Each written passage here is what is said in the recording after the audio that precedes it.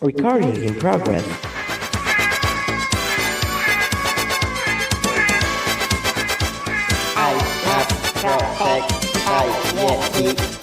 Hello, Moses. How are you? Hope you're fine. This is the Shy Yeti Show. Okay, where you go? Aloha. Why have I got horns? Oh no. Oh, it's the Shy Life Podcast. Oh, there's going to be some drama ahead. All I wanted was a pie, and then I hatched out of an egg. Okay, bring the mic over. He's ready to record. Is it metaphorical? Is it deep? Your show's getting so international, Paul. Boy, he's not all that shy, is right. Such a win. Blimey, Governor. It's the Shy Life Podcast. Oh my goodness. Hello, Paul. I don't know how he does it. Excellent. 819.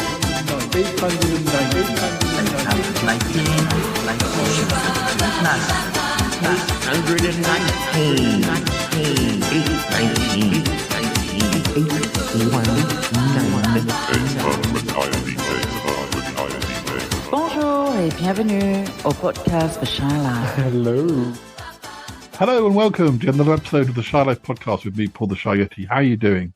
I'm all right. So, what's this episode going to be about? Well, I think you may have guessed, because this is the third of 3 episodes where we're looking back at the first year of the Shy Life Podcast as part of the 10th anniversary of the show.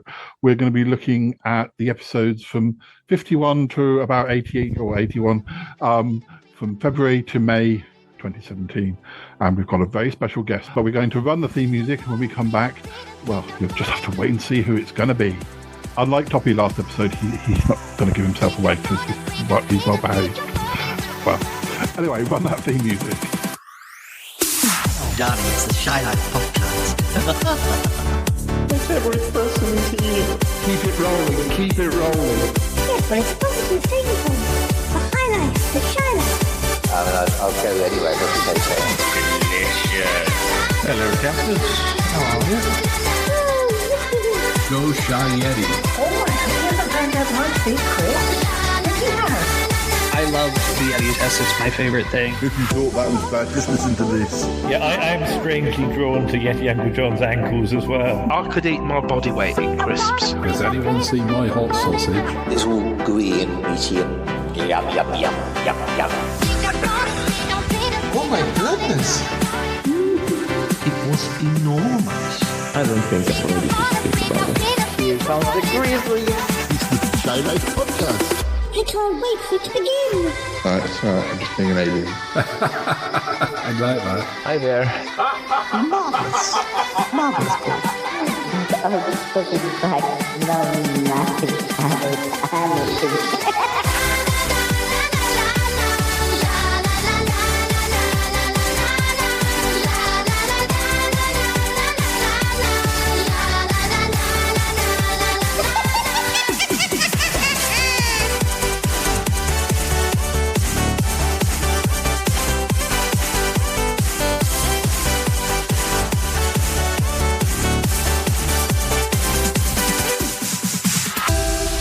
Okay, we are recording.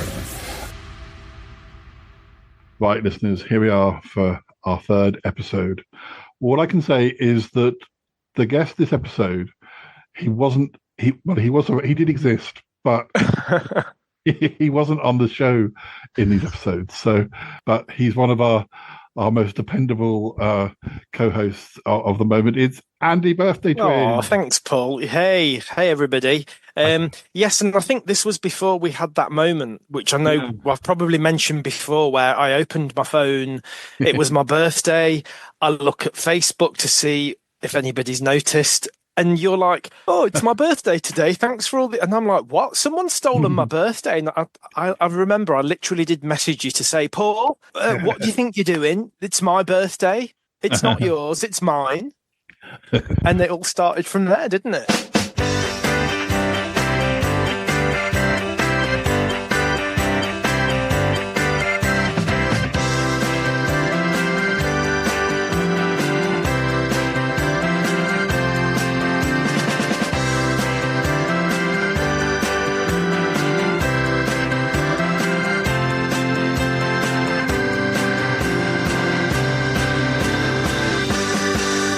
as you know, Andy, we've been talking about the first. Well, we've talked about the first 50 episodes with my first two guests. And I thought that even though you weren't there, I thought you'd probably enjoy sort of dipping in and seeing how what was different, what was the same.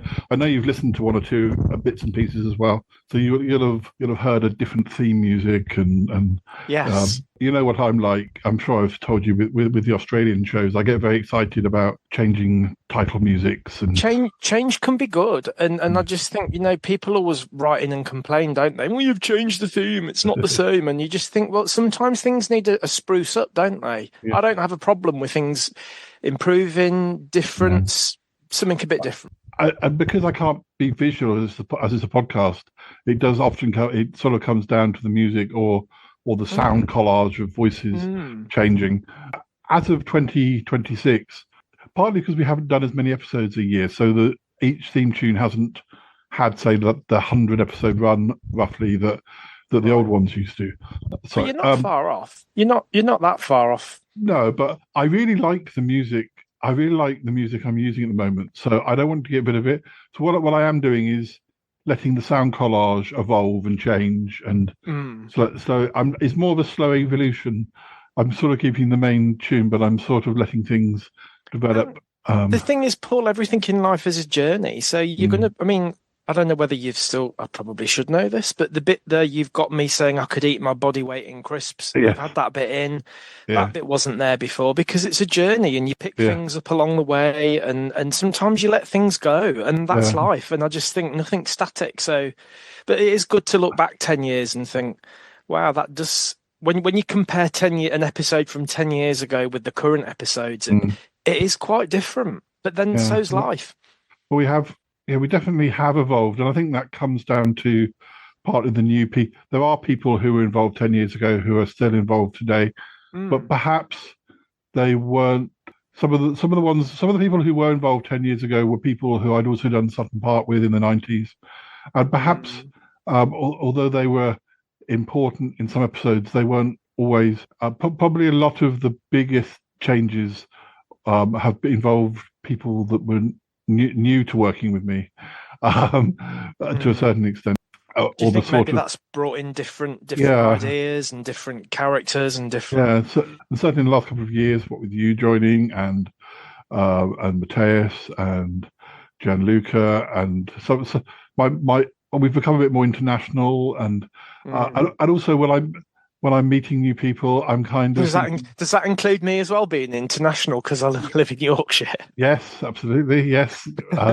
Do I still need a passport to get there? Yes, you do. You do. Yeah. And they still look... Even though I've been here over 20 years, I'm still considered an outsider. Yeah. Yeah, I've sort of...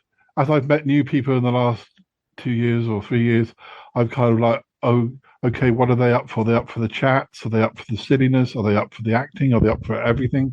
And it's been different for each person, but it makes it like my friend Alex in France. His English is very, very limited, but we found a way of him being on the show where he basically speaks French, and I pretend that I understand. Well, I mean I do understand because I fed him the lines via Google Translate. So I know what I want him to say, but he says it back to me in French. But then I act and I pretend, oh yeah, sorry, my French isn't that good, but I think he's trying to say. But which actually must take quite a lot of planning and a lot of. It must take a lot of work to get a certain extent, but it's fun and it's nice to have him good part to do of it. Yeah. In a way, it works better because we're doing a story rather than. Him being a character, he's playing my French teacher sort of thing, rather than him being involved in like talking about a subject. I wouldn't have a whole episode of Alex talking in French. That would be too much. I feel like the episodes we've done, they have had quite mostly had a similar theme to them. It's basically it's our love for Australian dramas from the 70s and 80s. It's mostly with some of the bits and pieces as well, but. I did notice, and I did think one thing that hasn't changed is the randomness of it. Yeah, you can have one episode that's on one thing, another episode that's completely different characters, different voices, some stuff that's looking backwards, some stuff that's looking forwards, a real mix. Yeah, so I'll be interested to see what we have in the next 25 episodes, because I haven't looked yet to see what we're covering, but definitely. And also, sometimes you get into a routine for 2 or 3 years on a certain. Like I used to do live shows. I did those for a few years, but in the last episode, Toppie and I discovered that this is when I started. I started doing the live shows after about 25 episodes, because I wasn't officially part of 548 to start with. I had to ask, could I join? And that's when I started being able to use their feed and go on. But then live shows sort of merged into something called Chatterbox, which was basically, when I did my live shows, it was basically my friends in the chat room, but they were only able to type. So after a while, I was kind of like, well, we might as well just do a show where we're all here talking, and we'll just talk over each other, because it seems silly me typing to them in the chat room. And so that evolved. That was an evolution. So, bit of a question about your Chatterbox episodes. Are they ones that, I mean, I'm going to probably sound really stupid here, but have you do those on a Zoom call and then the people are in different places? But I seem to think I'd heard at least one where you'd got people in the same room as you. Well, Nick is usually in the same room as me, because I tend to do it when I'm around his house. Although we haven't done a Chatterbox for a while because it's just been difficult to get everybody at the same time. But yeah, I don't think we've very rarely had like 6 people in the room. And also with the Chatterbox, at least, I mean, Toppie's in America and Martin's up sort of near you,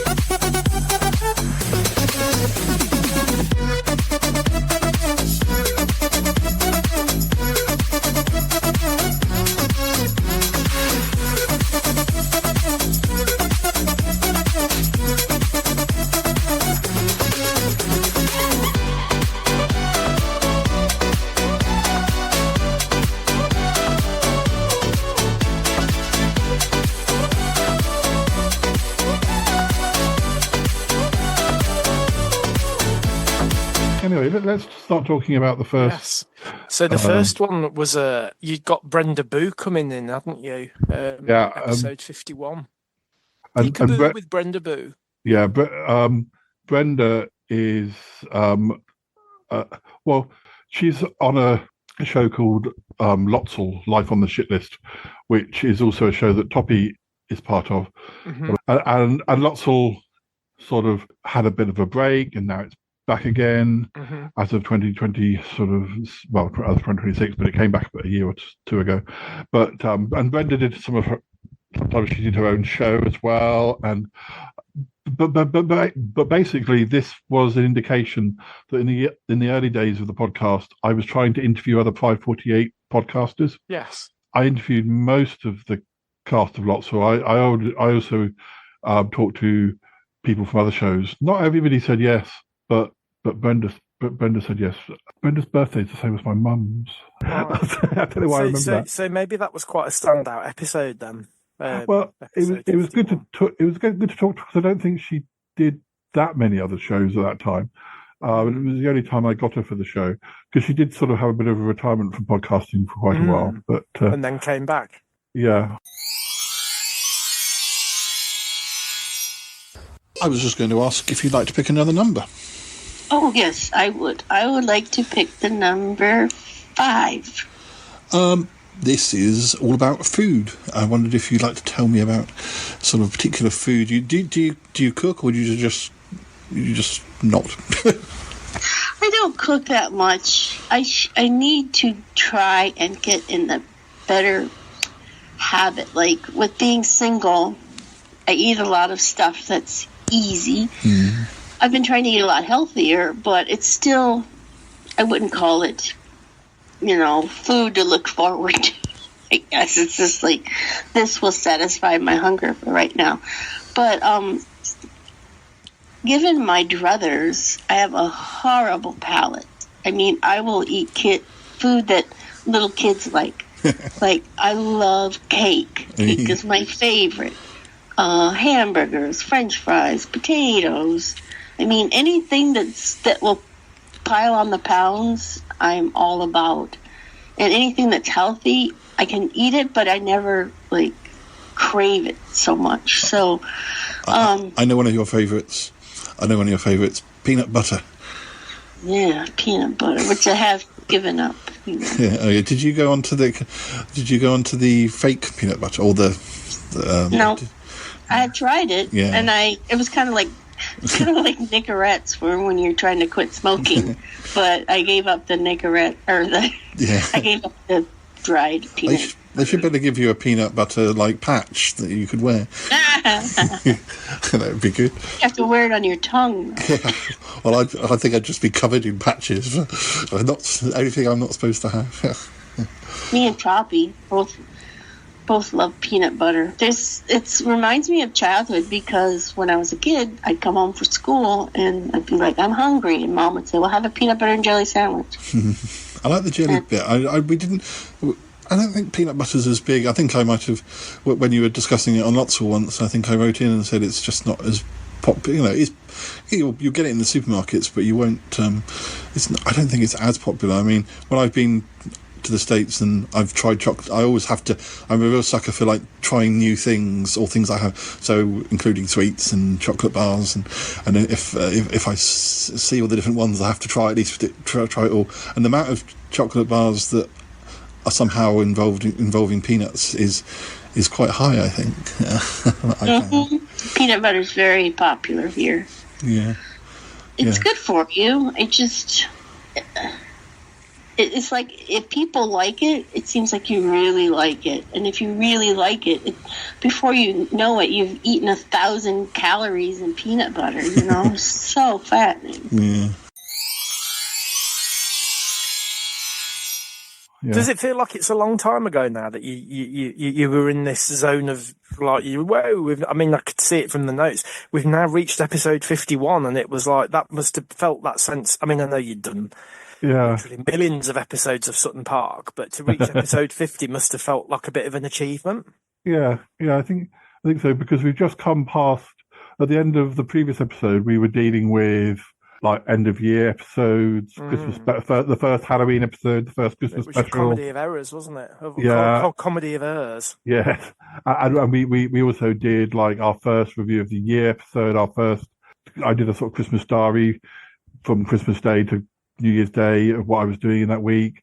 A lot of those sort of templates are still ones that I follow to this day, to a certain extent. But anyway. Having a look at the notes from that episode, you recorded it November through to January, so you will have recorded some of it in November 2016. That's a long time ago. Is that the Brendan Boo one? Yeah. Yes. Oh, actually, because it does say there are also some poems, some wintry walks, and also a catch up with some of our regulars. So yeah, I probably did Brenda's chat on one date, and then did some of the other bits.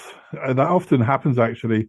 There's an episode I've just put out in 2026 where the main part of the episode was recorded in August, and then the extra material was recorded in October, and neither of the recordings got used because of all the sort of Christmassy birthday type things. I mean, you and I have got at least 2 episodes, although by the time this comes out, at least one of them will have come out. But I have sort of stockpiled a few episodes just because certain parts of the year I'm free to kind of do whatever I like, and then certain parts of the year other things kind of come. And it's hard with the logistics as well of getting all the guests in the same place at the same time, isn't it? I would imagine. Yeah.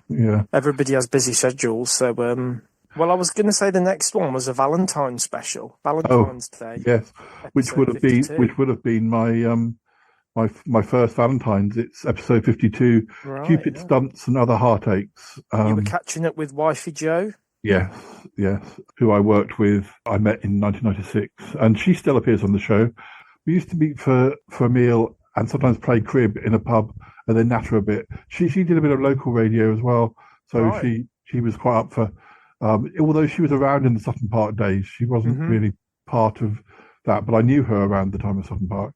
But yeah, it was really good to get her on the show as a sort of semi-regular. And yeah, she appeared as recently as like our New Year episode, but more of a kind of quick hi listeners type thing, with the intention we'll do some more. But yeah, I can't.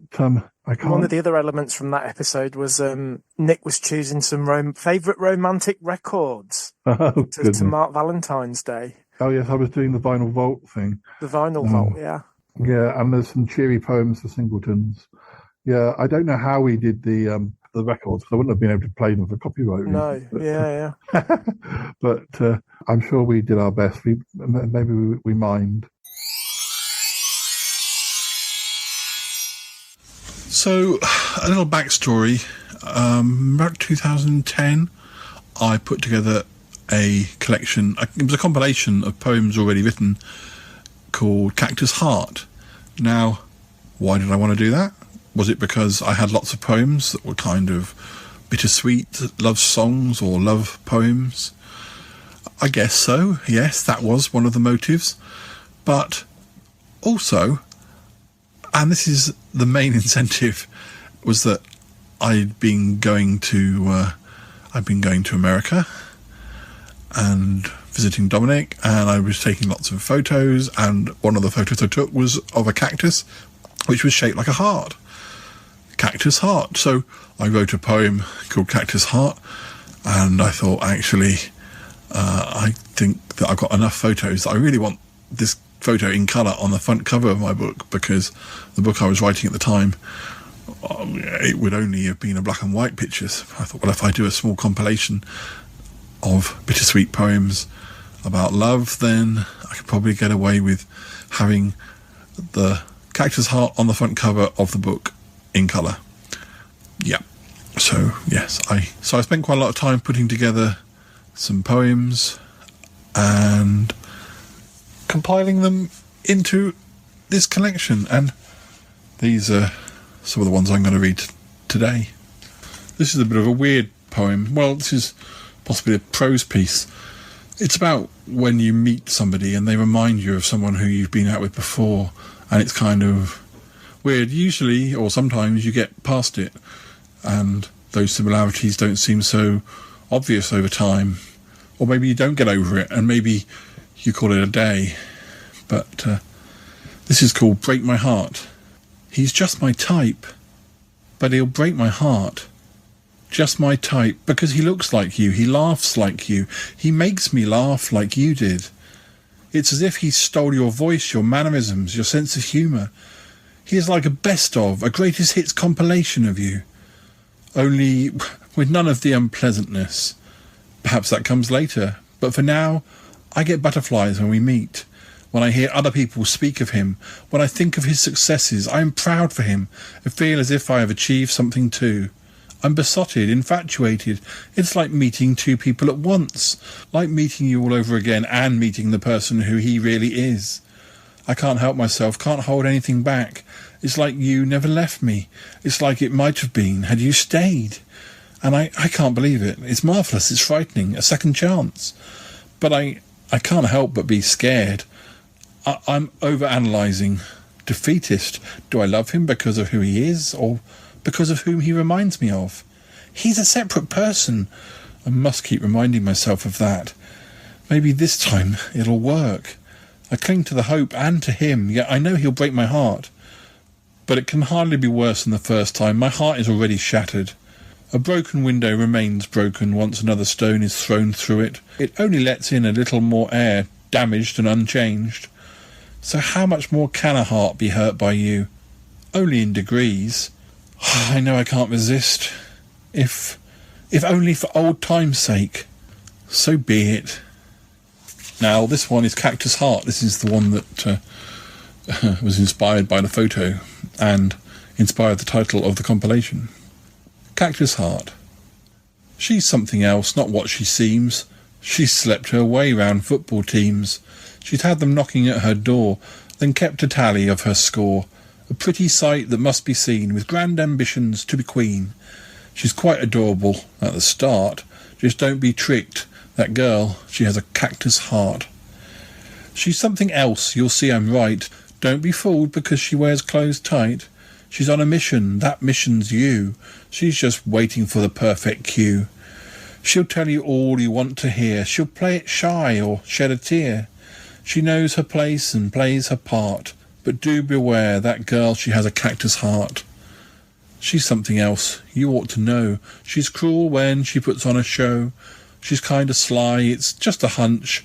She packs a quite ferocious punch. And yet she does so with a smile, with charm and grace and utter style. She's quite a lady, quite a tart, quite in control. That girl, she has a cactus heart. She's something else, though not ideal. She can't be trusted behind the wheel. She's working as a hired gun. That kind of thing to her is fun. She's got a mean, vindictive streak. Wait till you see her twisted peak. She's an expert with a poison dart. My darling wife, my beloved, with the cactus heart. That's probably a good example of me bringing humour into my bittersweet love poetry. I've certainly done that quite a lot. In fact, it was possibly a bad experience I had sort of around 2001 that kind of started me off writing my poems again. I had written poems at school, but they were always funny poems, mainly. It was only when I was dating somebody where I realised that I was the rebound person that it made me start thinking, and I wrote a poem, and it was a sarcastic poem, a sarcastic love poem, and yeah, that became the template for quite a lot of poems that I wrote. Obviously, some of them are just totally daft and don't involve love at all, but yeah. In my 30s, my way to get around bad situations or sad situations was to be sarcastic or poke fun at myself or the situation, and I often found that helped. There's nothing better than having a really sarcastic, witty, cutting poem or prose piece to read at a open mic night or a poetry gig. It really feels like you've got something there that can, you know, the person who's hurt you or the person who's caused the situation might not hear the poem, but you know, you get to share it with an audience and say, this poem is inspired by somebody who was a bit of a prick, basically. Well, yeah, pretty much. Episode 53 was the family that podcast together. Now, this was probably this was your family, wasn't it? Yeah, it's probably one of the rare that presumably it was. I don't think it was the first episode my niece was in, but we don't see my. Well, around this time, my niece wasn't living in the UK, so we only really saw her. So it looks like this was recorded between December and February. I mean, we were probably recorded this, or at least her bits, when she was over for the Christmas holidays.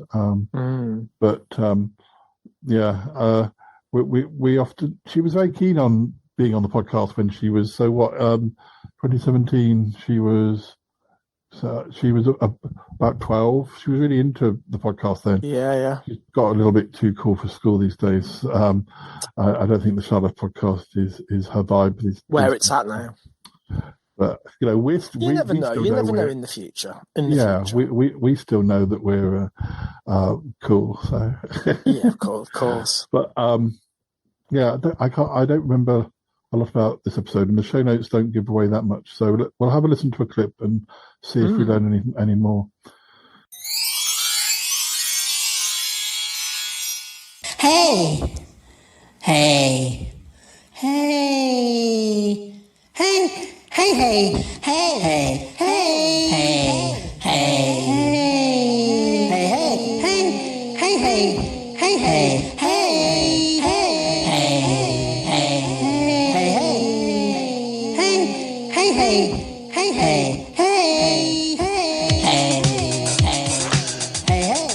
Are you looking for love? Well, we've got it for you. We've got Heart in a Box, It's a special heart that we got from somebody who doesn't need it anymore. And we put it in a box for you. Heart in the box. You have love in this heart box. It's very, very expensive. And it's heart in the box. Heart in the box. You from Unwanted Body Parts. Yeah. Well, I don't know about you, but I really like to celebrate Easter in many different ways. Yeah, I like to wear a stupid hat. Yeah, I wear a stupid hat. Sometimes I pluck my eyebrows with a spoon. Yeah, that's what I do. Why don't you do that too? It's great. Yeah. This time on the Shy Life podcast, I've got a very extremely exciting interview with a really up-and-coming young pop star. And would you introduce yourself? I am Fly Butterfly from Baby Bumble. Well, fly butterfly. No, it's Fly Butter. Fly Butter. Sorry, Fly. My first name was Fly, my middle name was Butter, and my last name is Fly. Okay. Well, it's lovely to meet you, miss. And I know, back in the summer, Bee Bumble were a very, very, they were just exploding on the scene. Back in the summer, they still are. Yeah, I know. But what we're really here to talk about is, because I'm aware that... Yeah, exactly, and because I'm aware that you're having a slight break from Bee Bumble, and that you're releasing a solo album. I couldn't deal with that Betty Graham. Well, I hear he was a little bit fat and moronic. He was so dumb. Yeah. Even Uncle Paul had it out. Yeah. Even Paul Uncle. Yeah. Well, I know that he must be very cool to work with, but it must be. No, I'm the cool. Oh yeah, I know, but Uncle Paul must be really cool as well, but just in a older way, balding way. But obviously, it was very difficult having Graham as a third member of the group. It was horrible. Episode 54 was called Tittle Tattle, which I don't even know if that's a phrase. Is tittle tattle a phrase that Are you still allowed to say that? It's probably one of those phrases that means something else these days, doesn't it? And there was stuff about rumours being explored, including one about Poodle McNoodle. Poodle McNoodle from this might have been because Big Fatty Online. He has a character called Poodle McNoodle, and there was, I think I started the rumour, or I was only relatively new to listening to his show, and I wasn't sure whether Poodle was a person or a dog, and I think I started a rumour of, and then it started coming up on the show. Other people were like, "Is she a dog? Is she a talking dog?" But yes, again, this is the problem with this is that I've done this thing where I've said, I tell you who our special guests are, but that would be gossip. Actually, there's a typo. Oh God, there's always typos in things that you discover. I keep discovering this with my books. Like, even though I proofread them and had people proofread them, 20 years later, you still see like a tiny. One of my friends has just been reading Batman, and it's the print that came out after the late 80s film, and it's full of typos. Yeah. Absolutely, and you think this is a book that's been published internationally, and where's the proofreading? In that, it's really poor. I like this. Be there or be triangular. And you were still doing. You were looking forward to a live show. Yeah, which was coming up on the 19th of February. So that was actually, you were churning them out quite a lot back then. At that point, weren't you? Yeah, more than one a week. Yeah, that's how I ended up with 100 a year, or around that time. At least, I mean, in 1 year there was even more. As we were talking, you fixed the typo. I'm fixing that flipping typo. Paul, just leave it as a legacy typo. There's boxes in this. I haven't looked back. The whole thing explodes. This reminds me of reading stuff on the one of the other areas that myself and Paul have spoken about a lot is Prisoner Cell Block H, and the end credits. Some of the typos on there where they've got actors' names, they've spelt the actor's name wrong, or they've like credited the wrong actor for the wrong part, and you just think people are still. Oh, look what's been done. And you think, well, it was 40 years ago. They're not going to go back and change it just because you've pointed. And do you not think they've not already noticed? Yeah. This has already been spoken about over the years. Episode 54 now doesn't have a typo. So, hey, it's well cared for. Oh, I can't get this stuff to work. Oh. Wait a minute. How does this... Did you? I think it's got a bad. Oh, here's the battery. I got it. Careful! I nearly had that in my eye. Sorry. Oh, sorry. No, that's okay. Just give me a little room, okay? Okay, here we go. All right, here. You take this. Okay. All right, just aim that big disc antenna thing right at the house. And here, I've got this. I'll just set this up. The tripod. Yeah, here we go. There we go. I'm really hungry. Have you got any sandwiches? I'm really hungry. Have you got any sandwiches? You're hungry? Yeah. Oh, this is a fine time to think about food. Why didn't you bring something? I thought you were bringing the food. I've come all the way from England. I'm sorry. You know, we should have thought of that. It's okay.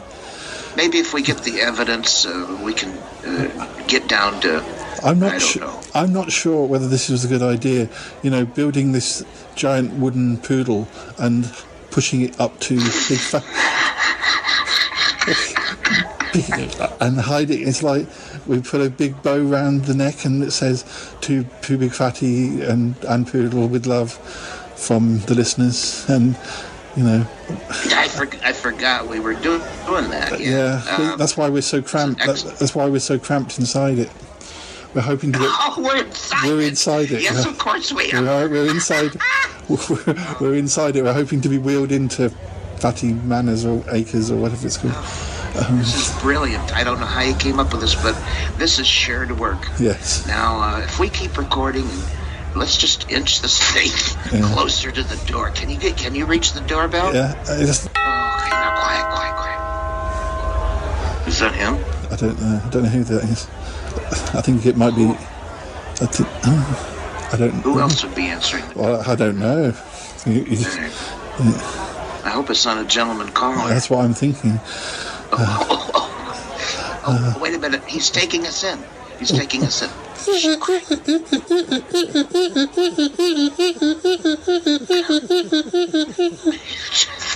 That was Squeaky Wheels, folks. Squeaky Wheels. Anyways. Well, here we are. Wow, isn't this a pleasant abode? I can't see anything. I think we're facing the wall. Oh, brats! Open up the poop chute. Look out the back. Sorry, I'm just doing the squeaky noise. Oh my God.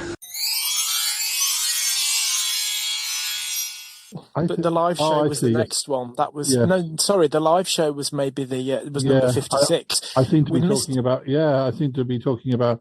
I mentioned the next two shows in the show notes.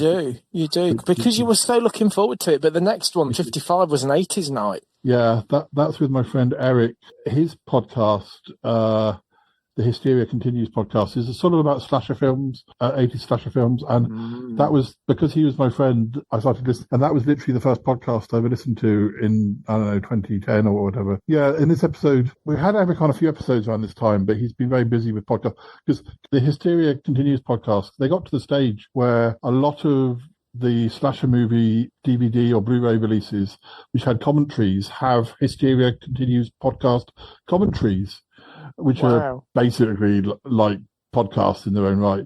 But they often, I believe they often re-recorded. If they were doing it for a company, they would re-record it, even if they'd done it as an episode, because obviously you want to. There is the difference. There may be things that you'd want to slip in, or maybe things that you wouldn't. Perhaps that you'd be happy saying on your own podcast, but you maybe wouldn't want that being. And also you kind. Yeah, and also you kind of need to do the commentary along with what you're seeing on the screen, which isn't how you do a podcast. So, but yeah, I was very proud when I started being able to buy films that I wanted to buy anyway. But I was like, oh great, there's a Hysteria Continues podcast commentary. But Eric's also really keen on 1980s music and fashion and stuff, and so yeah, we got him on, and we had a natter. One of the things, because I haven't listened to, we listen to every episode. Sometimes when I had guests in this period, because this is before, I said this in the last episode, this is before Skype had a recording facility. Mm. So often, if I was recording, I was on a Skype call and without my headphones, with my iPhone recording the guest. Right. I mean, there might have been some occasions where somebody recorded their end, but yeah, I mean, over the years there's been different ways of recording with a guest that's not in the room with you, and yeah, but the technology's got improved, hasn't it? Yeah, I mean, I was reminded how basic some of our early chats were with guests because there just wasn't the technology there is today, or that there has been for a while now. But do you feel like broadband speeds improving has increased because I guess like occasionally you might get a bit of a glitch now, but it's pretty reliable now, isn't it? Can be. It's not like your Wi-Fi is going to break down or anything. Except the one I'm at my parents' house, but we had the garden was flooded last month, and the internet went towards the end of the week. But yeah, I mean there still can be problems with unforeseen things, or with Bluetooth headphones not connecting at the right time. And yeah, I still get technical. Or disc, yeah. I still get technical problems. The old glitch. What haircut did I have? What haircut did you have in 1980? I don't think I had a trendy haircut in 1983. I think it was just a mop on top of my head. Literally? I did have a mullet in 1987, though. Oh, dear gosh. Yeah. 1983 has sort of reintroduced me to Kajagoogoo. I know you're a big fan of. Oh, a big fan of Kajagoogoo, yes. Now, for those listening who don't know much about Kajagoogoo, which is, I suppose, fair enough, the history of the band is sort of split into two lead vocalists. So, what is your opinion? Yes. Do you have any preferences? Do you like the whole group? Or? I do have a preference, and I'm sorry to say I prefer the non-Lamal lineup of Kajagoogoo. Not that there's anything wrong with the Lamal lineup for the first album, but I think the second two albums are much better. Well, that's fine because I've been quite impressed by considering that until recently I probably knew Too Shy, and that might be it. I've gone back and I kind of listened to all the singles, and I know more. I don't know if I know far more, but I've listened to far more Kajagoogoo than I ever had in the previous 43 years of my life. And I'm kind of the same mind. I do like, and there's one or two of the singles that flopped in the second half of the group that I really like and think, why wasn't that like? Is it Turn Your Back on Me? That's a great song. That's one of my favourite Kajagoogoo songs. Yeah, me too. And this should have been a really big hit. The theory that they came up with afterwards is that when they split and sort of Lamal went solo and then Kajagoogoo continued on with Nick Beggs on vocals, is that their fan base was split in half, kind of. Yeah. So half of them were buying Lamal solo and half of them were buying Kajagoogoo, and so neither of them were getting very high in the charts as a result. So that was episode 55, 80s Night, and episode 56 was our fifth live 540 show. Now, as I was saying before, the live shows were quite basic. It was me, a chat room, with usually Toppy in there, and my friends Troby and Lisa. They were usually there most months, and then sometimes other people would pop in from listeners. But because I was always because it was a Pride 48 chat room, and I was at least 5 hours ahead, and I'd be doing my shows probably on a Sunday evening.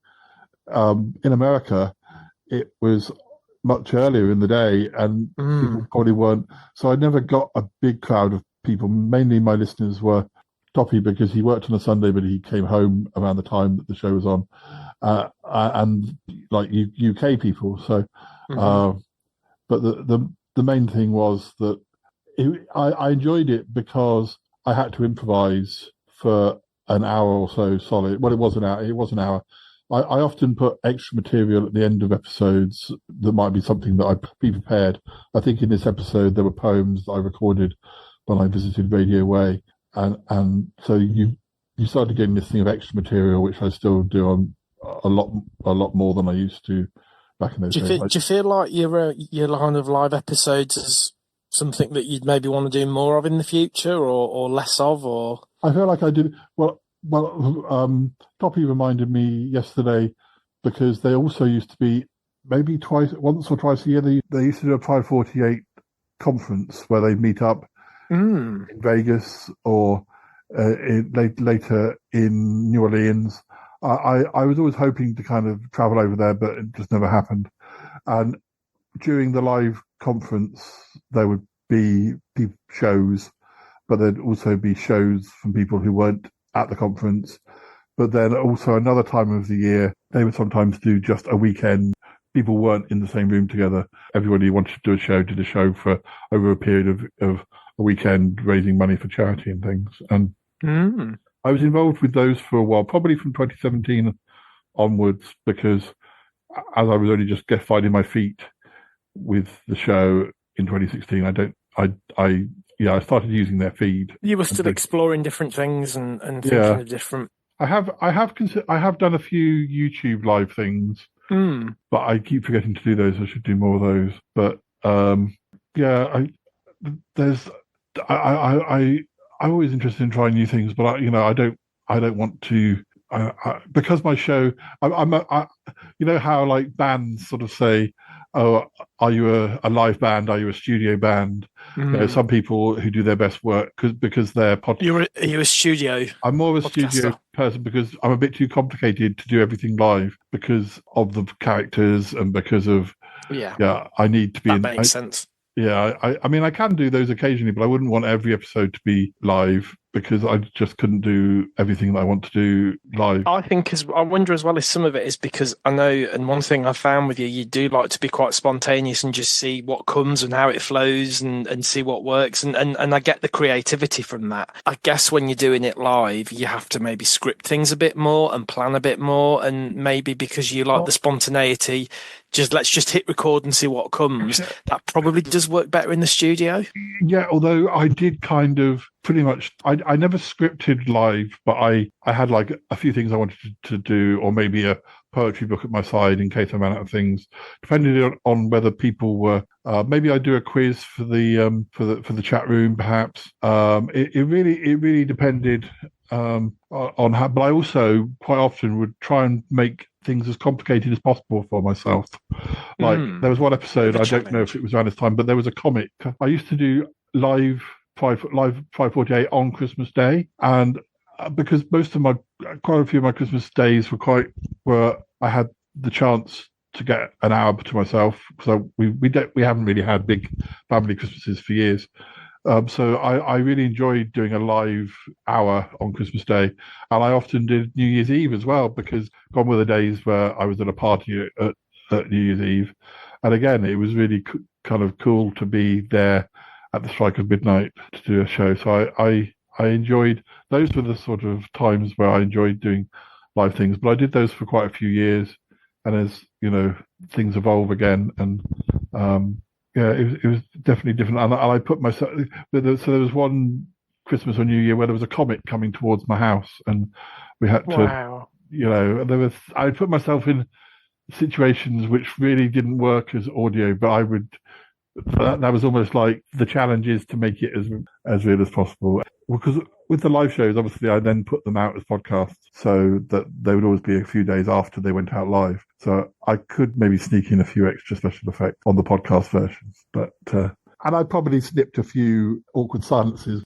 Often you see on like radio shows, like you've got you've got Terry Wogan or whoever it is, not anymore, but you have the main DJ and their sidekick who is reading out. Oh, Terry, Mary from Portugal has written in and said, and whereas I didn't have a sidekick for that, I had to read and speak and kind of digest what was being said, and also sometimes the things that turned up in the chat room might have been a bit spicy, so I had to kind of moderate a bit at the same time. So it was quite exhausting, the live shows sometimes, but in a fun way. And I did them for quite a few years. But it sounds like you enjoyed doing them, and yeah. Oh yes, Jay. You did. I'm afraid you. Darius's little message was on, but you'll have to listen to the live. Well, you have to listen to the podcast version of this episode. But yes. Well, he has had the cold. Darius is he's in the chat room at this very moment. But Darius, how are you feeling? Can you still hear us? Darius, can you hear? Oh, you're feeling a lot better. Darius is feeling a lot better. That is a relief. What do I have now? Another poem, I think. Well, this is a love song, you could say, to books. Slightly more positive, I'm not sure. No, not really. The Great Bookshop in the Sky.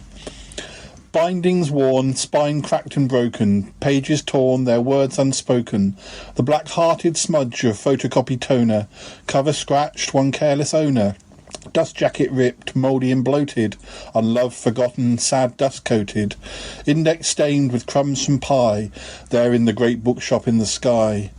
Barcode defaced, 2 shillings cost, bargain basement, artwork lost, the name of kids who proudly owned it, the library stamp of those who loaned it, price tag removed, pages scented, hardback cover badly dented, bought as a gift but now unfit to buy, fit only for the Great Bookshop in the Sky. Words highlighted with fluorescent pen, chapters missing 1 to 10, turned down by the Oxfam shop, only just survived that fearful drop, no home found in a waiting room, spring cleaned for profit or for doom, the career path of old novels left to lie up to the Great Bookshop in the Sky. If it were me, if I were a tome, I'd sigh and leave my former home. I'd let them take me, I'd go with style, be regal with a page-turning smile. I'd let them stack me, pack me away, I'd let them burn me, they'd not make me stay. I'd know where I belonged, and no, I'd not be shy, shelved where I'm wanted, in the Great Bookshop in the Sky. Hello, darling, this is me, Bettina Dupre. I must say I'm not feeling too good at the moment. I think I've probably got that cold. You never said you had a cold. Oh, dear. Still, I just dose myself up with lemon and honey, and I put it in a drink. I don't smear it on my face, dear, just so you know. Yes. So I don't like to. I don't like to slow down for colds. I don't like to give in. I like to keep on going. Yes, and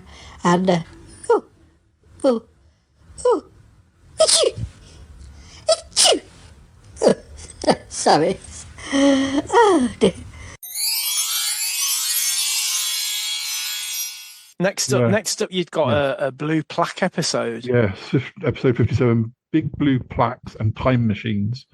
And it was myself, Toby, and Yeti Uncle John heading off. Around this time, Toby and I did quite a lot of walks using like official London walking books. I was saying to Toppy that although Toby was never properly on the show, in circumstances like that, you might hear him talking. He never allowed me to properly interview him for an episode, but he is in a number of episodes. And on this occasion, we were going en route to meeting Darius Trinklehorn, who was unveiling one of those big blue plaques near Earl's Court, London. Love a blue plaque. Yeah, because I just think it's fascinating just to get yourself absorbed in the detail of who it was and what they did, and yeah. This would have been a little bit factual, a little bit fictional. I don't know who. Mix. I don't know who Darius was supposed to be. Darius was an actor on the show who mainly, he's still on the show, but he's now August Evans because he forgot he lost his memory and emerged with a new personality. He's now not an actor. New persona. He's now he used to be an actor who played. This didn't involve a trip to South America and plastic surgery, did it? So it's still the same person, just a different character. Yeah, Damius. He was the sort of person who would play like a hat stand in a Shakespeare play or something. All was needed. And then as a painter, he tends to paint like people, but with grapefruit heads, or he's quite abstract. Has he had more success as a painter than an actor? I'm not sure. The last thing I heard, Bettina was getting him to paint the spare bedroom. So that's a bit different, isn't it? From shall I do a portrait or a bedroom? No, just do the spare bedroom. It needs to. It's different from painting a fence, isn't it? Yeah, yeah. Well, or painting someone's nails, maybe. Around this time, we did a walk which involved just going to Brompton Cemetery, and there's a thing you have to Google it called the Brompton Time Machine. It's like a crypt type thing, which looks a bit like a TARDIS, and there used to be a few of them in a number of different cemeteries in London, and there's all sorts of rumours and that nobody's got the key for it, and there's quite a lot on the internet about the Brompton Time Machine. I suggest you have a. I'll have a look at that. I'll have a look at that because I mean, randomly, I do like a walk through a cemetery, looking at the old. Where I live, we've got a lot of those old Victorian, the people who, because I guess it's in the area that was developed in the Industrial Revolution, and you've got the great and the good, who founded the town and opened the mill and employed all the people, and you've got these fantastic Gothic. Urns and angels and devils, and I suppose they've not got devils on them, but they're kind of really ornate gravestones and tombs and things. And I just find it fascinating looking at them all and the names and Ebenezer and all those types of things. Brompton Cemetery is what I think. I don't know if that. I think that might be Victorian. It's very interesting to walk around. There's some really good cemeteries. Some good walks doing things like that.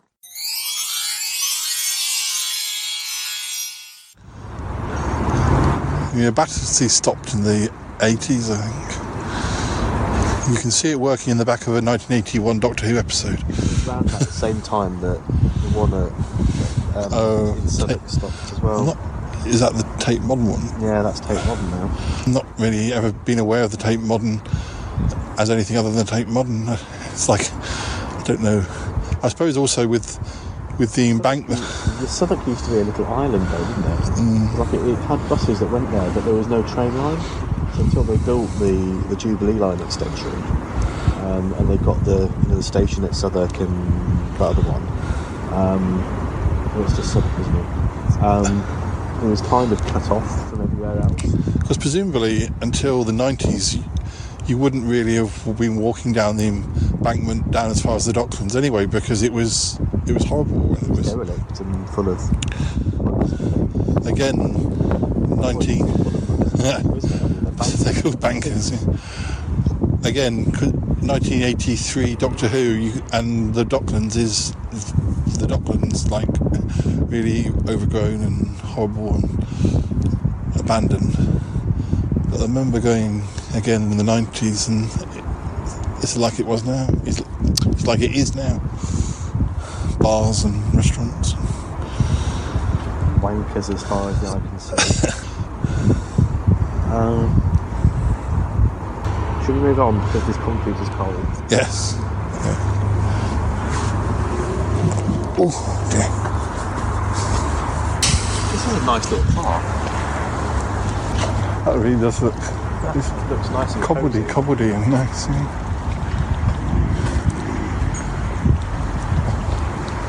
We'll have to come back and check it out.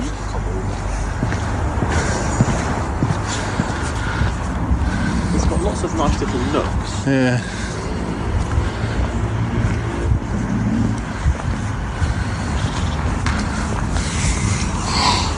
And there's a toilet. Yes. Yes, Uncle John, there's a toilet too. What more could one want? And these benches. I'm sitting there reading my book. Yes. Well, we need to move on now, John, because we need to get there in time for this plaque unveiling. Oh, yes, I'm coming.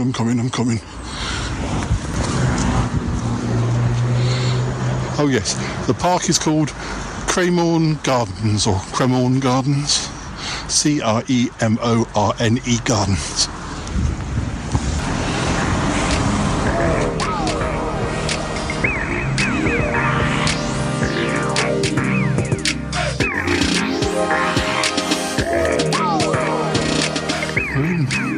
We're in Brompton Cemetery now. I think we're at the wrong end from where Damius is. I don't want to ring his phone in case they're in the middle of something. But, are you coming, John? Or just reading this? I know you're reading, but you're supposed to be coming to this unveiling. According to this book, Paul, there's a time machine in here. There's a what? A time machine? Oh, come on. You're talking nonsense now. I'm sorry, I'm just taking a photo.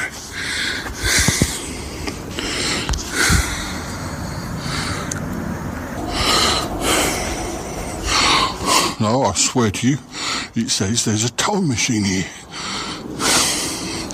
Well, actually, that does ring a bell. I'm sure Damius mentioned something about a time machine. I don't think it's an actual working time machine there. Oh, I don't know. What it says in the book.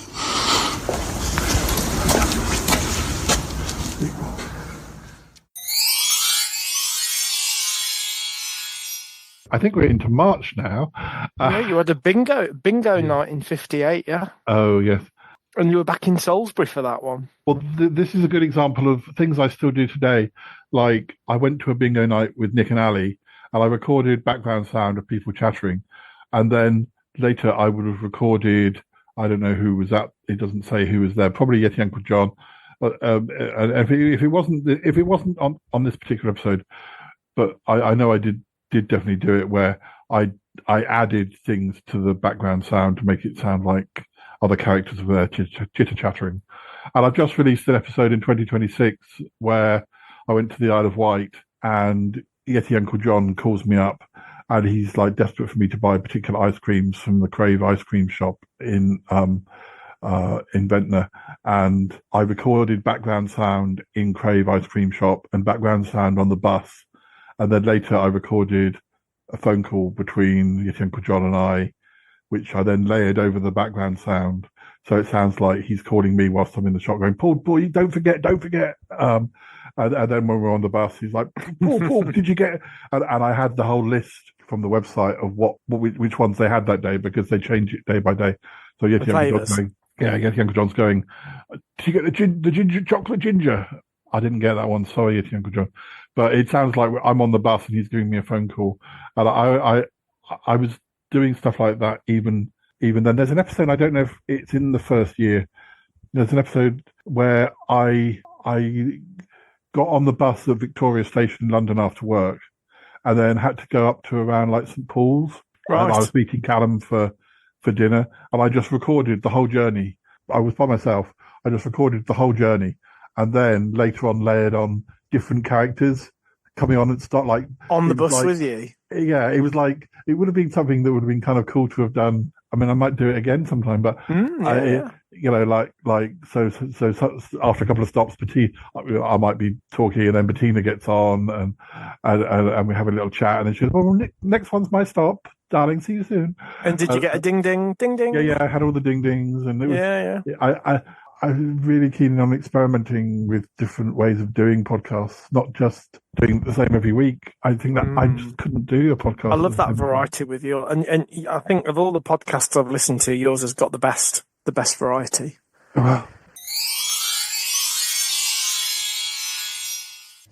Oh, 7 and 1, 71. 4 and 5, 45. 2 and 4, 24.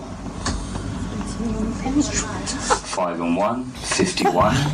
I'm not having much luck at all. Very frustrating. 20. Well, this is the way these games go, I suppose. 2 and 6, Your card was better, Paul.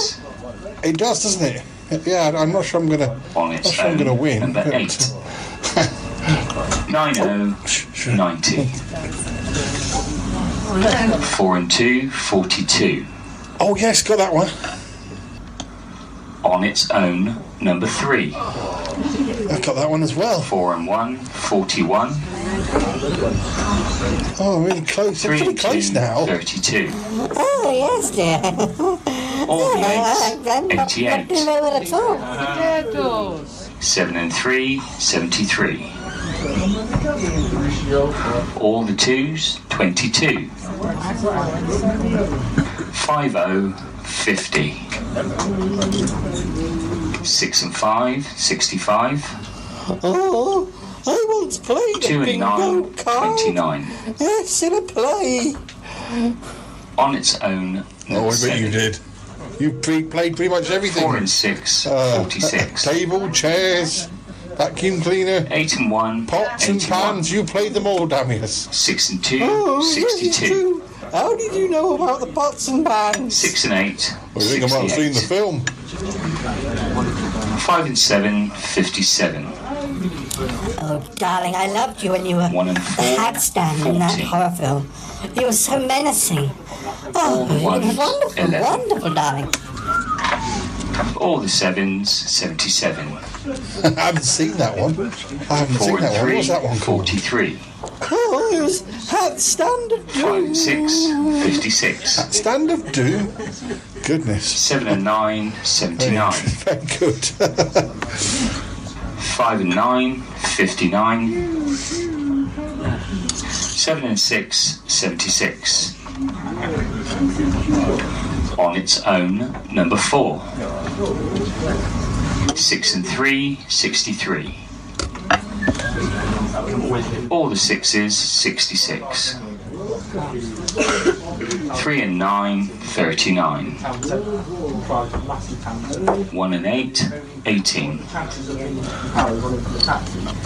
1 and 5, 15. 4 and 8, 48. 8 and 9, 89. 3 and 4, 34. 8 and 6, 86. 1 and 6, 16. 7 and 2, 72. 7 and 8, 78.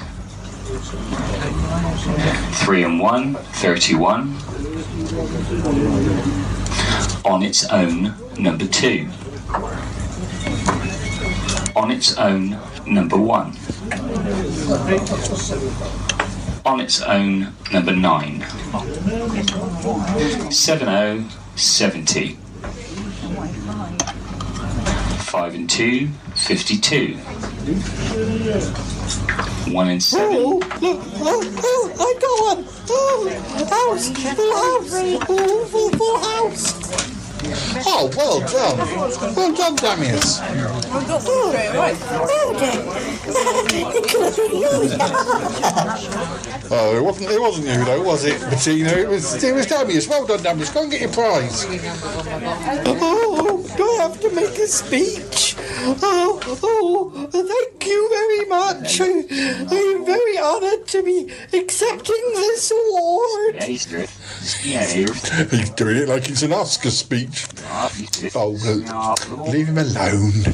Uncle John, he's enjoying himself. It's not often he gets to go up on stage.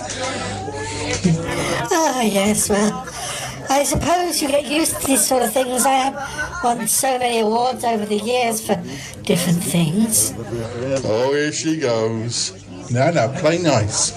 Well done, Damius. Oh, thank you, it's lovely. Oh. Yeah. Episode 59 was a replacement for a previously advertised episode. Yeah, what did I advertise?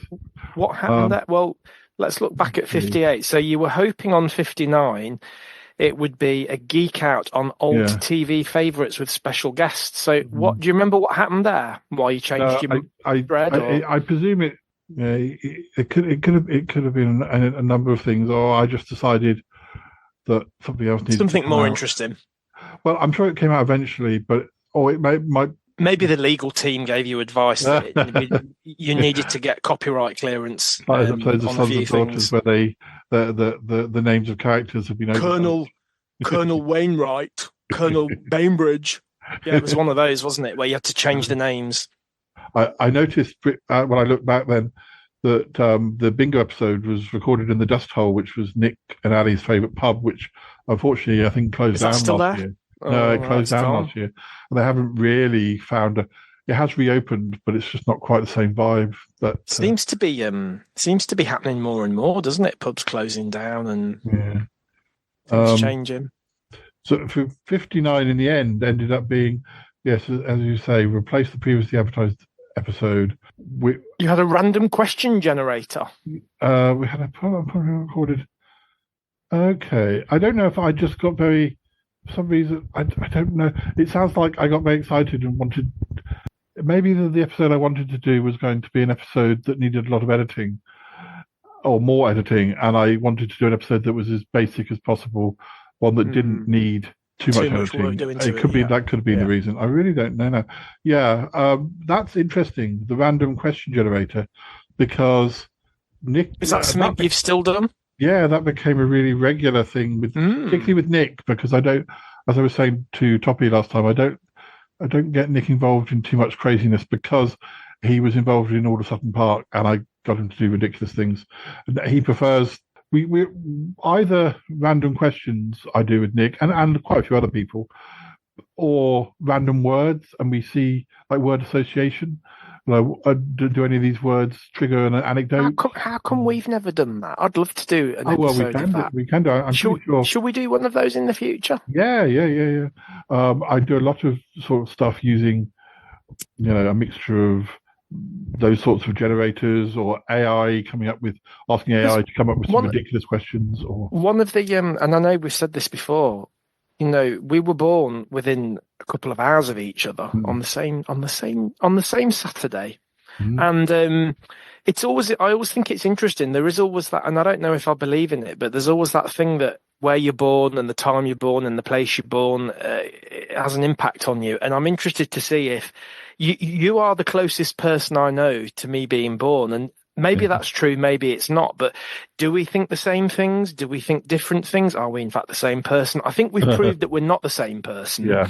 But it would be interesting to see, do certain words mean certain things for you, certain things for me? Is it different? Is it the same? Who knows? I think we should do it. I mean, we did do that episode we did do that episode where we talked about like we discovered we had some musical tastes in common. And we did, didn't we? We did that episode. We both discovered we were fans of B-52s and things like that. We did, yeah. This episode 59 also has some poems, some lost chats from the archives.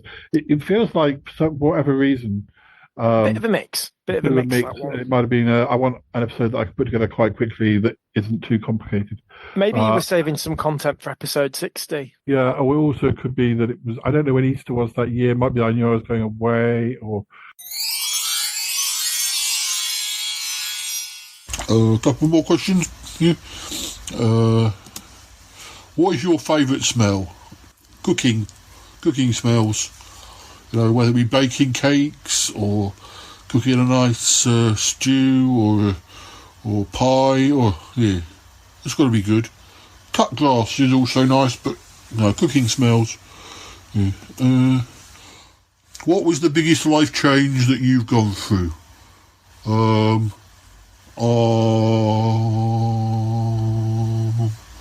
Probably joining this podcast. What is the best thing about living in your city? Well, don't really live in a city, but you live in the middle of nowhere. It's good to be near family. And there's a nice coffee shop next door to where I live. Do you have any pets? Well, I have Shy Yeti and Dealey. Yeah. What is the biggest priority in your life right now? The Shy Life podcast, I would say. Would you rather not be able to use your hands or not be able to walk? Oh, well, that's a bit of a downer. Oh, don't like that question. I guess I would rather not be able to walk, but I want to use my hands to move a wheelchair. Yes, I think. Yes. So it's still nice to write letters and things.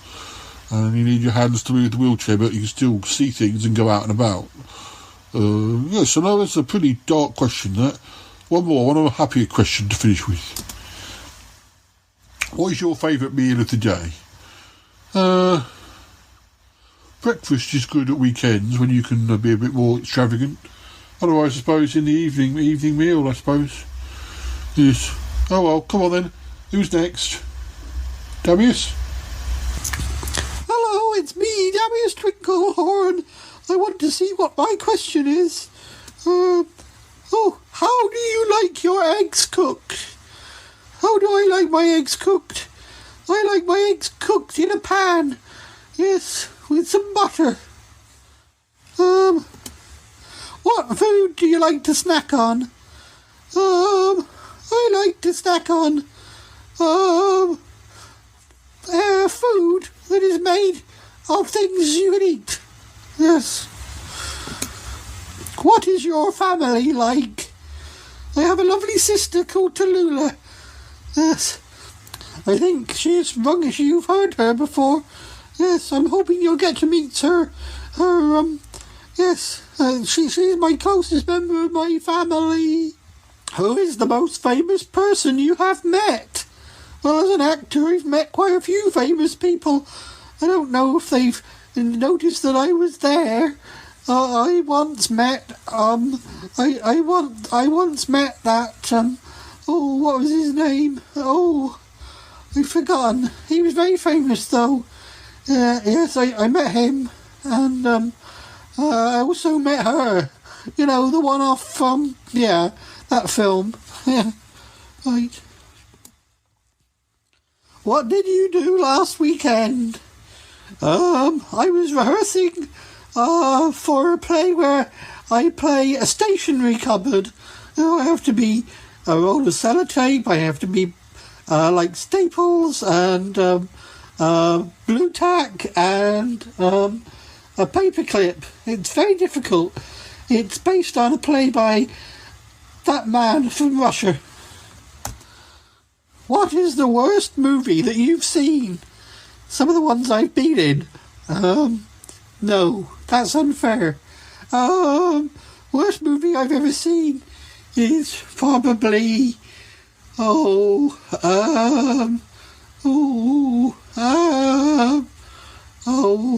don't know. You know, that one. The one, that one. That film, yeah. Describe your favourite type of pizza. I like pizza with topping on it. Yeah, that's my favourite type.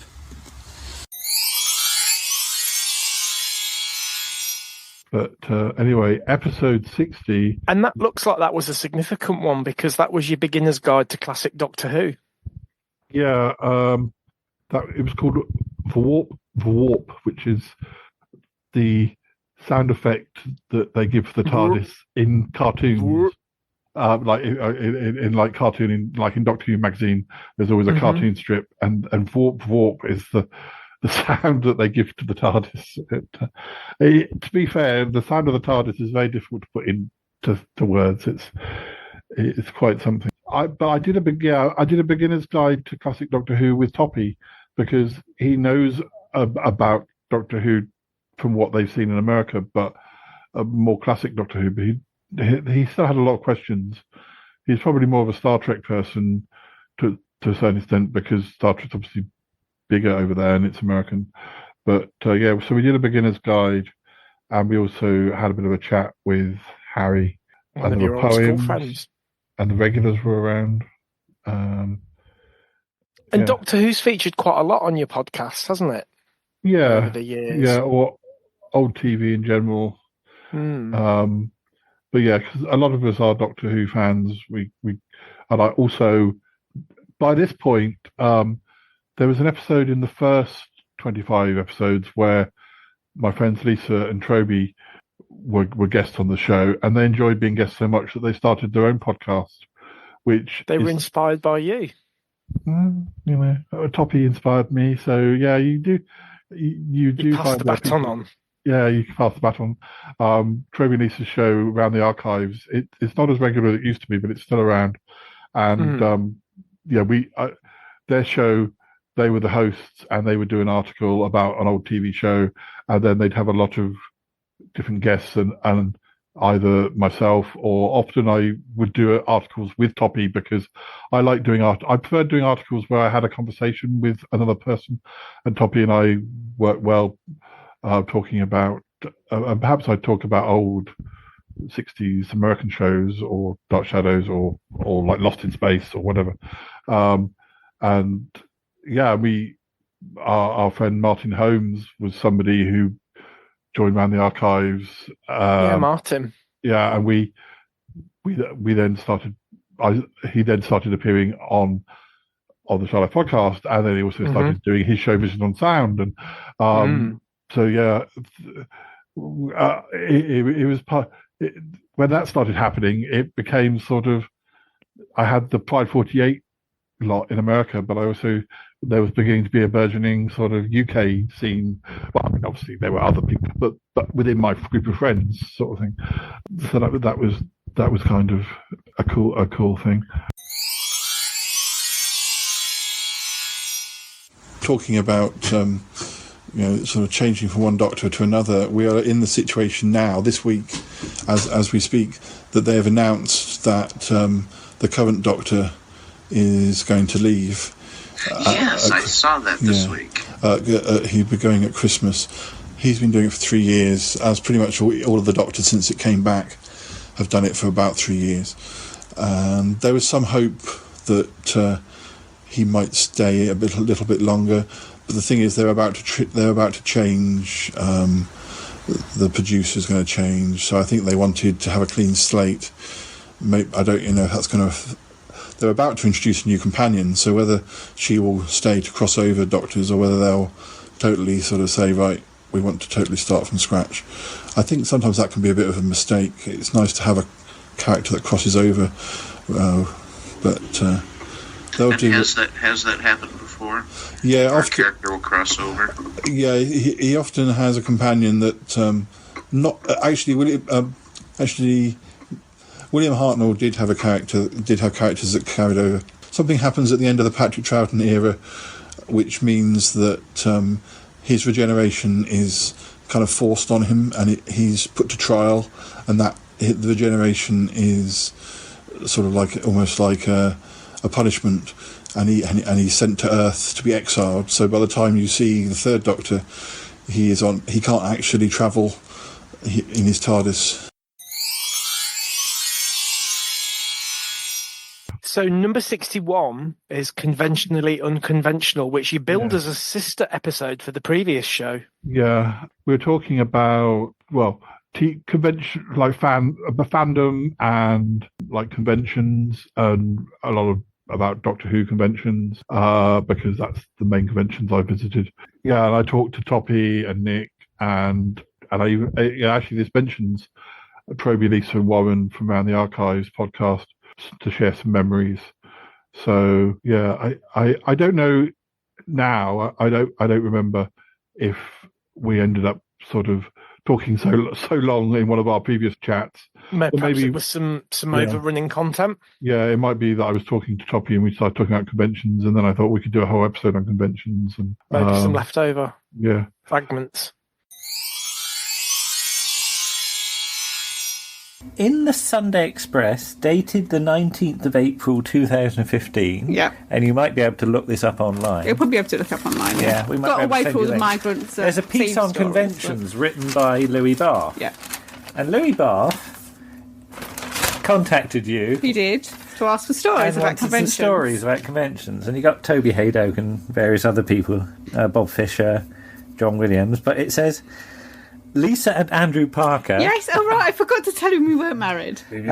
But there's a piece here about Anthony Ainley, the fourth actor to play the dreaded master in Doctor Who, was a gracious individual who offered Murray mints to his fans. He did. Although Paul wouldn't eat one. No, you wouldn't eat one, would you, Paul? You thought they were poison. I had one. It was all right. Yeah. Greeted ladies by kissing their hand. He did, What did he sing to you? I kiss your... It's something like your Kiss tiny your hand tiny is hand. frozen or something. Oh. Kiss your tiny He had hand. he had a baseball cap on. He did have a didn't baseball cap on. It was Cabernet syrup. And and merrily offered a masterly quote, "What an unexpected pleasure," to people who pointed their camcorders at him. He did. And that was you, Paul. It was you, So you're Paul. mentioned in the Daily Express. You were mentioned in the Daily Express. And that was Keith's fault because we were queuing upstairs to go to a signing and Anthony Ainley came up the stairs only once, unlike Richard Franklin, who came up about 4 times. He'd go up. Come up the stairs and go down in the lift, then come up the stairs again. And you were like, hang on a minute, you've just done that. Anyway, going back to Anthony Ainley, he came up the stairs and he said, "Excuse me, Mr. Ainley, my friend Paul is scared of you." And he walked up to Paul, looked straight into the camera and said, "What an unexpected pleasure." Yes. And off he went. Oh, he did dreadful magic as well, didn't he? Awful Ainley? magic, yes. It was real Tommy Cooper It stuff. was proper Tommy Cooper getting it wrong stuff. And I think it was the second convention we saw him at. These were Battlefield, by the way, not Panopticon. Oh, yes. There was a screen in the corner, I think, where they showed things. And he was behind the screen. And I like to think he did this ironically, because the screen, it was backlit behind the screen, and you could see him sticking stuff up his sleeves, much to the hilarity of the audience. So I'd like to think he knew what was happening. I'm not entirely sure he did. Didn't I leave my You slippers? left your slippers. That was in Manchester. In Manchester, yes. It You had took to me about phone up the 6 hotel attempts and to say... phone the hotel up. You had to describe the slippers, Yes, didn't you? And yes. what were they? They had Homer Simpson on them. And they sent them back in a biscuit In a biscuit tin. With no biscuits. A tendency to leave things behind. Yeah, I to do. Doctor Who events. Yes, but what was that was the Manchester one where I desperately needed a pee, didn't I? But they kept on putting interesting stuff on, They like did, Dudley Simpson. Like Dudley Simpson. We gave him a sitting down Dudley Simpson ovation. got a standing ovation from everyone apart from me, because if I'd stood up, I might have wet myself, because I was I really was desperate to go. And I thought peeing in front of Dudley Simpson wouldn't have been appreciated. Would be rude. Memorable, but not rude, yeah. Because I think that was the year we could hear, because it had really weird echoes, that hotel. And we were sitting in the foyer and suddenly we could hear the City of Death music because somebody had found a piano and there was Dudley Simpson playing the City of Death music live. Remember when we were in the lift with Gary Downey and John Nathan Turner? That was at Coventry. And Gary Downey accused us of making sex noises in the night. That hotel had a weird air conditioning system, and sometimes you could hear stuff from other rooms because we could hear somebody playing a guitar. Yeah. I hasten to say it wasn't us. What, playing the guitar? Played the guitar, yeah. But J&T just looked really embarrassed. Sex noises. Yeah. No. Yeah. There was no point. He wouldn't have believed us. J&T just looked on the floor and... But recently we've done the ones in Swansea. Yes, which are very good. Which are very good. Very good indeed. Yes. And we've all three been to the last one. Looking forward to the next one, I hope so. Yes, come on, Kerry. Yes, this is 2018. Regenerations, we should say, the name of that. I mean, we talk about it on our podcast, if you're interested. Yeah. But, you know, I love conventions. Yes, they're great It's fun. a weekend for really, you know, reminding yourself that you're not alone. Yeah, and finding your inner nerd. Yes. Absolutely. And letting him out to play.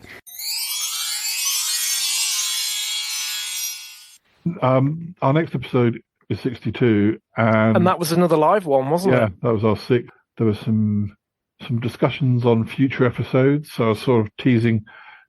I've always had a blog each month for episodes that have gone out. Plus, I always have a list of what I think the running order is, maybe of the next 2 or 3 months or more. That does shift and change. Some episodes keep getting pushed back or whatever for whatever reason. But I was able to sort of use that as a bit of content, like, oh, we've got these episodes coming up. They're quite, you know, by this point, I already had a bit of a stockpile of episodes. I kind of knew what was coming up. And I was debuting a new poem as well. And you had a satellite link up with Yeti Uncle John, Bettina, and Damius, yeah. Good old Twinklehorn.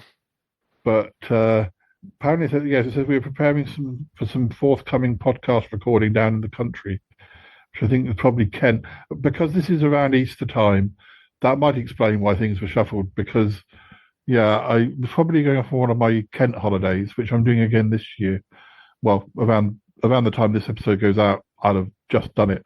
But yeah, there's a particular place in Kent where I've had quite a lot of holidays and done quite a lot of recording over the years. And so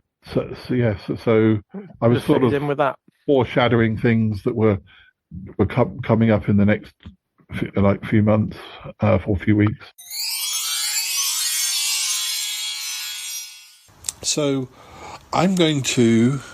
I really think that I'm getting signs that the satellite satellite broadcast is imminent. So let's just hello, Yeti Uncle John. Hello. Oh, hello, Paul. Yes. Oh, it's me, Yeti Uncle John. Hiya. Hi. Hello. Can you hear me? Yes, I can hear you, John. Sorry, we were waiting to hear from you. Hello. Yes, I can hear you. It's good. How is everything? Oh, great. Yeah, good. Great. Well, shall I just? Shall I just do my bit like we rehearsed? Yes. You speak away. You tell us how are things on location. All right then. Yeah. Hello, listeners.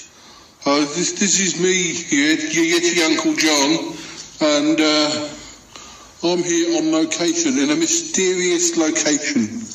I can't say too much, except it is in the British countryside. I'll be a bit mysterious, I know, but, I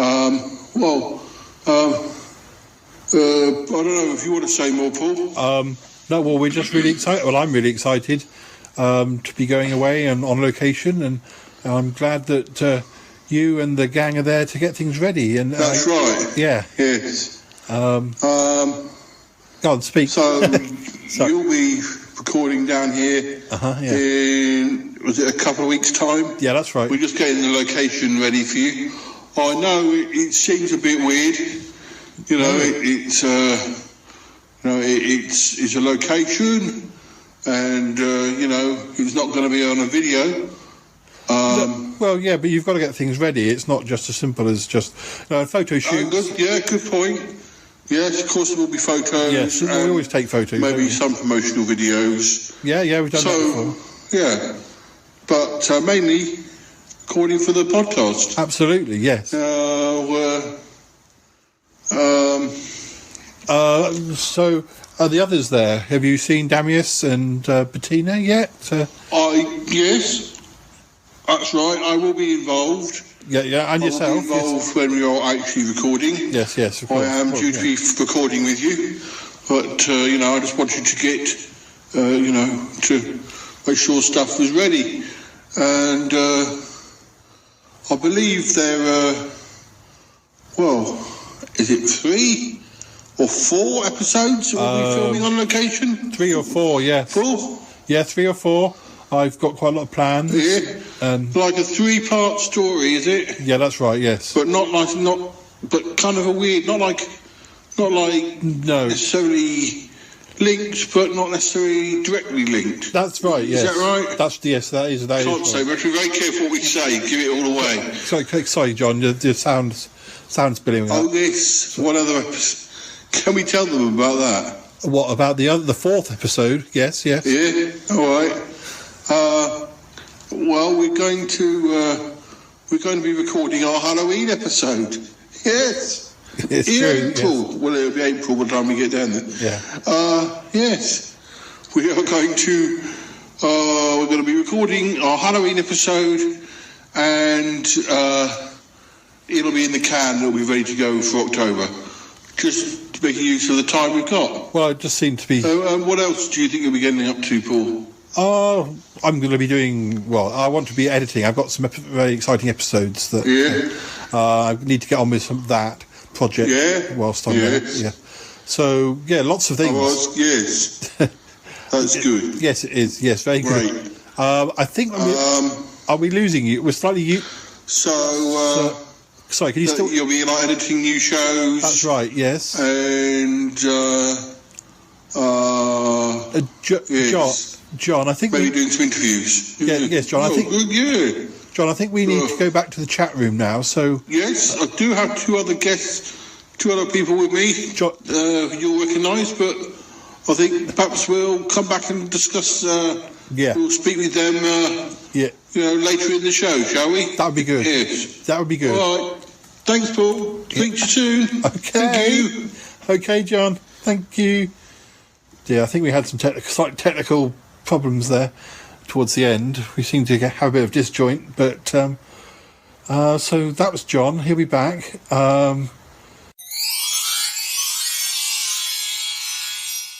So 63 I found interesting because it was an archive episode, and episodes that had been partially recorded but were never completed with some fragments, and you'd got some quite interesting stuff in that one. Yeah, the Lambeth Walk. I don't quite know why they weren't completed, but yeah, I think the Jack the Ripper would have been one of those walks that I did the Jack the Ripper tour years ago, and we went and did it on the night the final victim, was it Mary Kelly, that was found in her room, and we went and did it on that night because that's the night before our birthday. Oh, should I have said that? Well, anyway, if people are going to look, then they're going to look anyway, aren't they? But and it was quite good to do it because she was like, "Hey, you've picked a significant night to do this." Yeah, and there was an open mic night I did. Yeah. There was a trip down the Lambeth Walk, poems. There might be it says plays, but I imagine that might be one of the sketches that I was working on around that time. And I forgot, John Smallshaw, who was my poetry sidekick, or I was his poetry sidekick. By this point, I'd sort of stopped. I don't know if I even realised it, but I'd stopped doing my live shows at the Poetry Cafe because they got a bit expensive. But I think this open mic night was an open mic night I did with John. I probably sort of recorded. Is John it. Still around? Yeah, he's still around. He's been a guest on a more recent episode in the last couple of years, and I want to do more with him.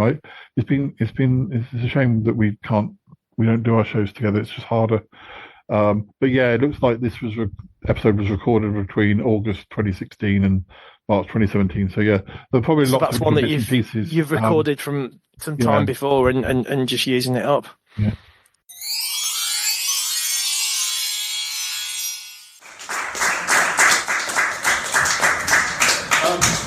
I'd like to read something from my book, Poems to Make Bears Growl, which is celebrating its 10th birthday this year. This is called Alternative Lifestyles. Can I show the story a little bit? The voice keeps coming up, is that alright? Sure. Sorry? Yes, was it? The ball, and then we're staying for that. Promises. Alternative Lifestyles. Oh, there isn't a sure way of living. No, there's nothing that's set out in stone. If you want to get wed to your toaster, that's a decision you make on your own. If you'd like to cry out, hallelujah, if you fancy to grow bouffant hair, I'll not judge should you swim the Sahara. No, I assure you I'm terribly fair. I'll not tut if I hear you've gone loopy. I'll not mind should you howl at the moon. Be my view on the talent you're sharing. I don't object should you date a baboon. Should you fashion a new way of living that involves you to juggle with bees? You're not here to protest, no complaining. Should you run off to live in the trees? I'll not freak out because you are different. I'll not scream at the top of my voice. I'm happy for you to be wacko. I respect being Barney's your choice. I'll not faint if I hear you've been slutty. I'll not bawl or just sit there and pout. Though I may feel a teensy bit jealous if I missed it and you left me out. If you want to go live on a rainbow, if you rather like playing the fool, I'll not chide if your taste is appalling. I'll not laugh at your loud pink cagoule. If I'd not shriek should you get a new tattoo, and quite frankly it scared me to bits. If you intend to make history by knitting, please just do so, don't ever say quits. If you fancy hand gliding with emus, if you simply adore not to floss, if you'd like to become a banana, go ahead now and do it, you're boss. So, you've planned out your own rules for living. Alternative lifestyles suit only a few. But you're cool and you have your own vision. One loud cheer that you chose some way new.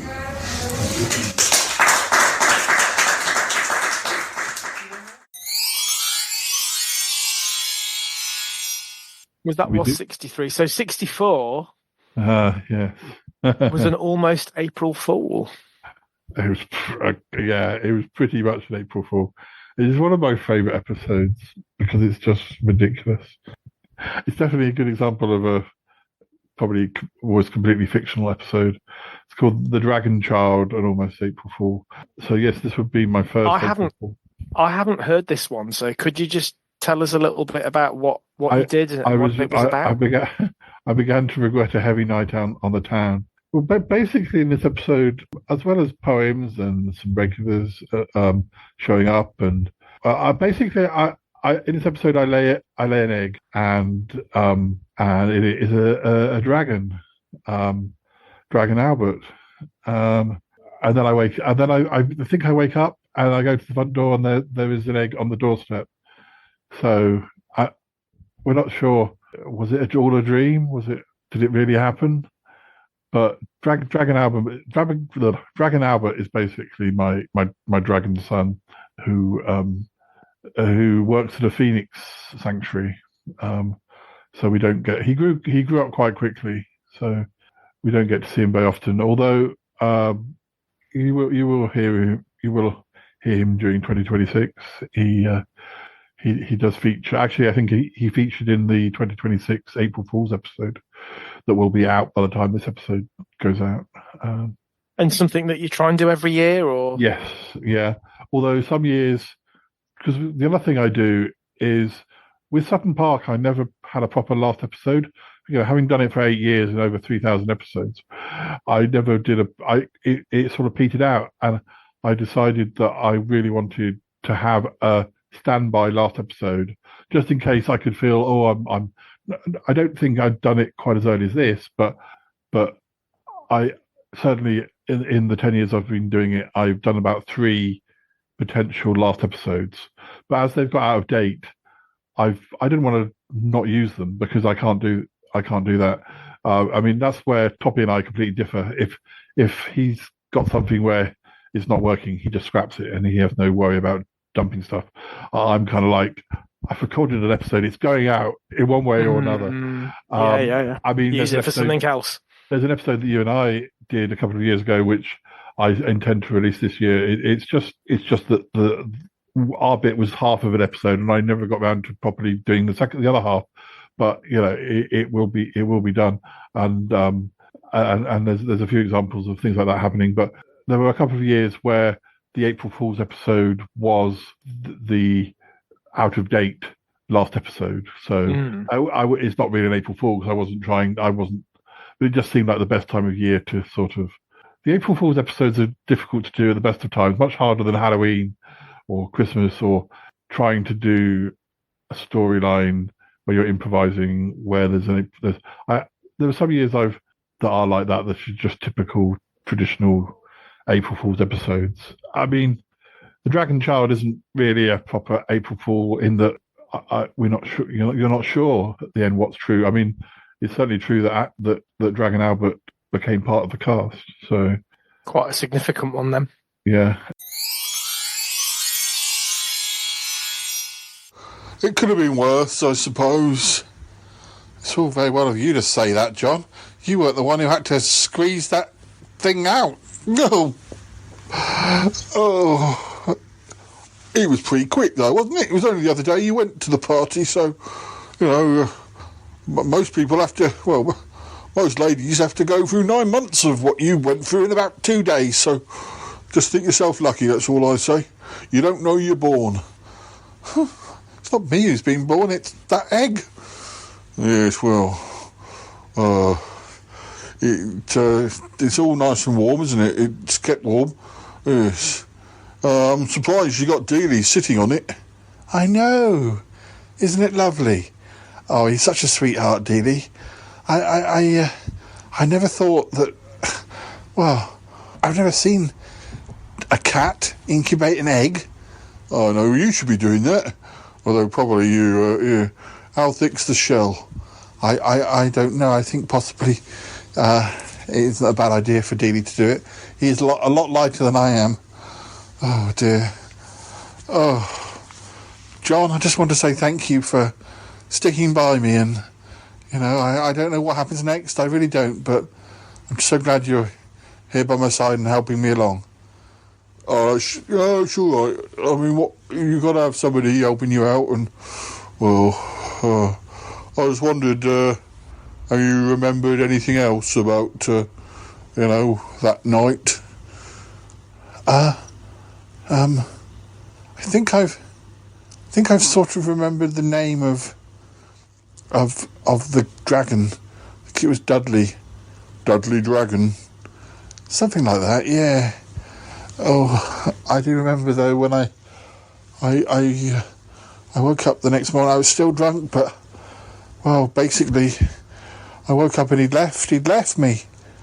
I tried to call, but it was just no good. I was used. He used me, John. I know, Paul. It's a dreadful thing. Do you want a flashback? I think so, just a little one.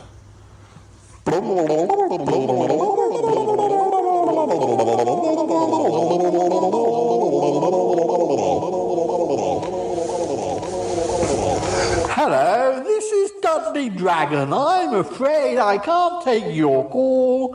Please leave a message after the beep. Beep. Hello, Dudley. It's me, Shy Yeti.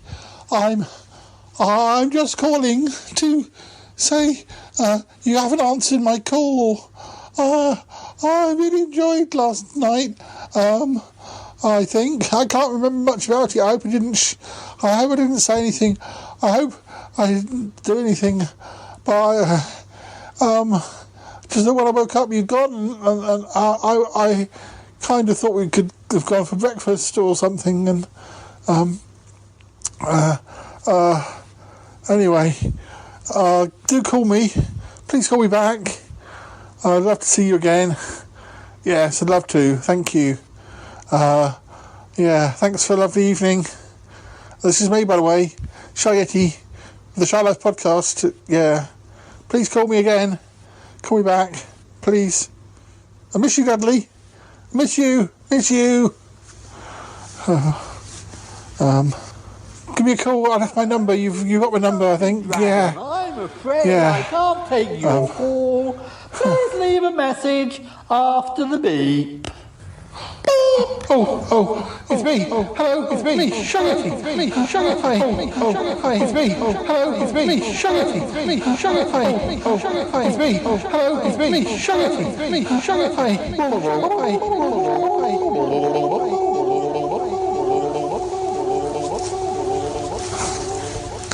Oh dear, Paul. How many times did you ring him? I'm not sure. I lost count. Oh, we don't need to hear you do that. It just, No. I don't want to flash back to any more of that. It's enough. I've been used. Dudley has used me. He's used me. Oh, John, I feel dreadful. I wonder how much longer it's going to be. I wonder how much longer before the egg's going to hatch. I don't know. I don't think this is in any book that I've got that I can help you. Maybe we can Google it. Maybe, yes, maybe.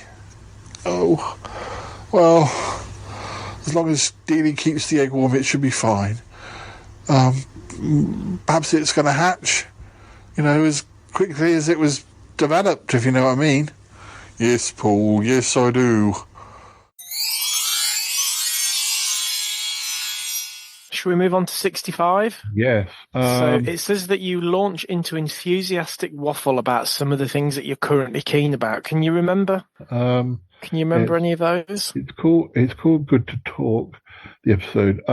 I can't, but we have some special guests. We have Harry, Joe, and Toppy Smelly. I don't know if it was around this time that one of the only times I've actually enthusiastically nattered about a subject, and apologies if it isn't on this episode. I was really, I mean, they've been one of my favourite bands for a long time, but I was really into Goldfrapp at this time. But I have been backwards and forwards, and I think I remember around this time sort of having a renewed enthusiasm. Maybe there was a new album out, and I And also maybe I think I was buying vinyl again, and I got some of their albums on vinyl, and I did sort of quite randomly do an enthusiastic waffle on Goldfrapp. Whether it may not be this episode, but seeing that without any context, I'm wondering if that is what I was talking about. But we may. But perhaps that's a reason for listeners to go back and listen again to episode 65. Yeah. Anyway, we've got another guest. Another one of the regulars is here to ask you a question. This is this is Bettina Dupre. Oh dear. Hello, darling. Oh, I always wanted to speak to you. Who is this again? This is Harry. Yes, I know. You used to know Paul the Giannetti when he was just a wee boy, didn't you? Yes, that's right. Yes. We used to get up to all sorts of things at school. What's this thing that you were in? Sutton Park. I've heard of that. Oh yes, that was like a soap opera that we did together. Were you very glamorous? Well, no, not really. I mean, there was also another thing that we did, which was cliffhangers. Ooh, I like the sound of that. And essentially the idea behind cliffhangers was that at the end of each episode there would be a cliffhanger. Ooh, really? Which is basically something very, very dramatic happens and you want to know what the ending is, but they stop right at the end, so you don't know what's going to happen. You wonder what's going to happen at the next episode. So, that was quite exciting. Lovely. Yeah. Lovely. It sounds almost... that was like a cliffhanger. I was doing a joke. Oh, right, yes. That was quite dramatic. Anyway, thank you, Bettina. Our final guest is Yeti Uncle John. He's my Yeti Uncle John, basically. Come on, Yeti Uncle John, please speak. Hello, Harry, it's me, Yeti Uncle John. It's nice to see you again. You remember me when we were growing up? No, I don't actually. No, I don't remember you either, but there we go. No. What I was going to say is, I believe that when you two were boys, you were like expert chefs. You used to make pizzas. Yes. And what were these pizzas like then? Well, we used to sort of slightly overdo our pizzas, I'm afraid to say. We used to put on a few too many layers, so that by the time we sort of took it out of the oven... You mean like jumpers? You used to wear jumpers? Yes, like putting 5 jumpers on. Yeah. Well, it was pretty cold in those days. It was the 80s. Well, unfortunately, some of the pizzas wouldn't get fully cooked. Oh, dear. Yeah. Were they still edible? Yes, they were still just about edible. You didn't die of food poisoning? No, not to my knowledge. No, I just put my... No, my hand doesn't go through him. He is not a ghost. What was your favourite topping? Well, topping on the pizza? Ooh, I'd say cabbage. Cabbage. Oh, yes, I like a good cabbage pizza. Yeah. I used to like dust. We used to open the Hoover and sprinkle it over the top. Yes. Oh, that's up there. I like the sound of that. With a little bit of spice. Yes. That's right, Uncle John. Yes, a little bit of spice. And Snickers also. Snickers, yes. Snickers and Tampax. Occasionally I just scrape on whatever. I just walked in and walked on the way in. Yes, the mud, autumn grass, autumn leaves. That's the vegetation. Yes, it was a wonderful time. Next up is 66. 66. Yeah, The World According to That Peter G. Now that Peter G, he is another member of the Lotswell team, and so yeah, I got to finally interview Peter G. Although I don't think I'm a very good interviewer. I think of them as conversations, because interviewers definitely focus on trying not to speak. They try to have their guests speaking, and I've never been very good at shutting up. So yeah, I'm sure we just had a conversation about music and films and food and travel, books and pets.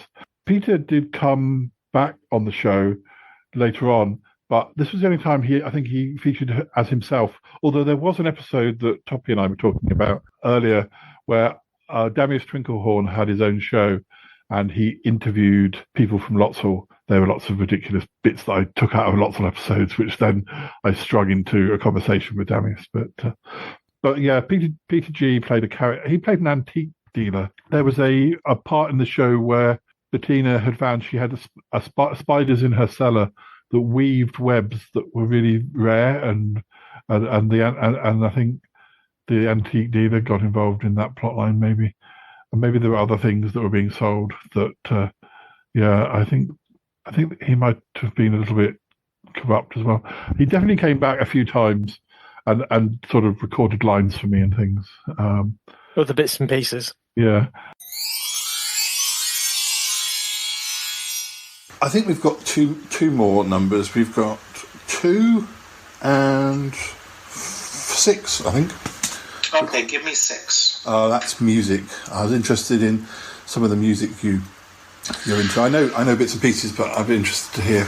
Well, we've shared some love of our music on 80s pop music on Twitter, and I love that. All of the stuff that we called in America, we called new wave. And I think for me, it started with the Pretenders. I love them. And Brass in Pocket, which was like their first big song, and some of the lyrics were total Britishisms, and I didn't understand what she was singing about. I had to look it up, and it was just fascinating to me. And Thompson Twins and all that stuff. So I love that. I grew up on Long Island near New York City in an environment very much of like Bruce Springsteen and Bob Seger and people like that, and like mainstream rock and roll. And I appreciate all of that too. And then my parents loved big band music like Frank Sinatra and Tony Bennett and Rosemary Clooney, and they play those records over and over and over again. So I appreciate that. My husband is really into opera, and so I have a passing knowledge of opera and different operas. I've been to the opera and also Broadway show tunes, because that's just the natural progression of some gay boy that in New York you want to see Patti LuPone and Evita.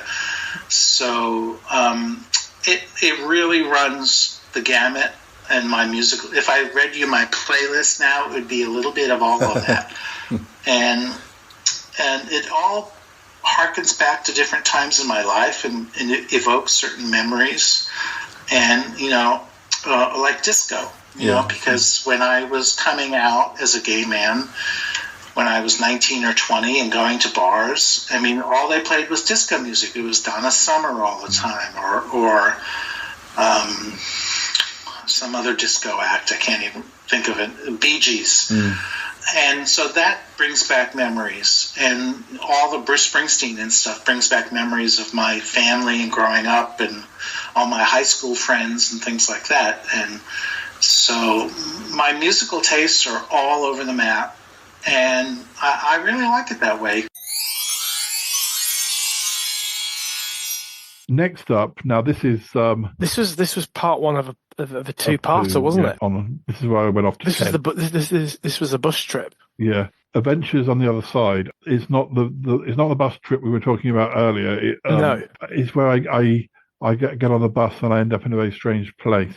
And Toppy appeared, and Tim from a show called Taste Like Burning, and another American podcast which still exists to this day in some form or other. And I did have relationships with a few different podcasts. I would mention them, they would mention me, and same with Big Fatty Online and a number of other shows. I always like to include any mentions of our show on my show as well. And there were a number of people where I had that sort of situation where we never actually sat down and did a normal episode, but we did have a lot of fun backwards and forwards with silly little things. This sounds like it's bringing back some good memories for you, this recording. Then the next episode, 68. Which is part 2, isn't it? Yeah, part 2, Further Adventures on the Other Side. I've kind of got on the bus, basically. I've got on the bus that I've ended up probably somewhere where I shouldn't be, the literal other side. And you have to be very careful when you get on London buses. Also, Damius Trinklehorn was preparing for his big debut in the play Art, which I think had a revival. I went to see art a lot in the noughties, and then there was a revival about this time, and I think that's probably why I went to that. So I think I had to bring it into the podcast in some way. Damius was actually playing the canvas in art, which is I mean, there are 3 characters and there's a canvas, and Damius was supposed to be playing the canvas. But, what a role! Yeah. Getty Uncle John, Toppy were involved in trying to get me back from where I was. Side. Yeah, there was some poems.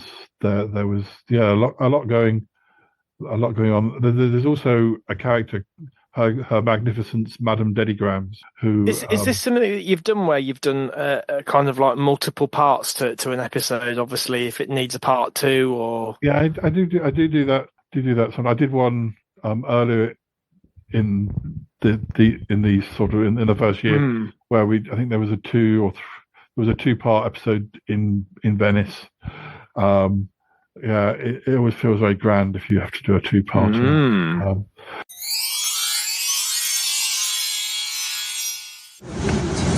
This is the number 1 bus, isn't it? Yes, the number 1 bus. Yeah, number 1 to Tottenham Court Road. Yeah, what you said. Yeah. I don't recognise I don't recognise what I'm seeing. Don't you? Are you sure this is going the right way? Of course I'm sure. Just sit down and relax. Oh, okay. Turn into this dark tunnel here. Oh. That's why I got my headlights on. Yeah. It's all right. I'm in control here. Oh, good. That was strange. What was that? It was like it looked like a skeleton standing by the roadside. Yeah, don't worry about it.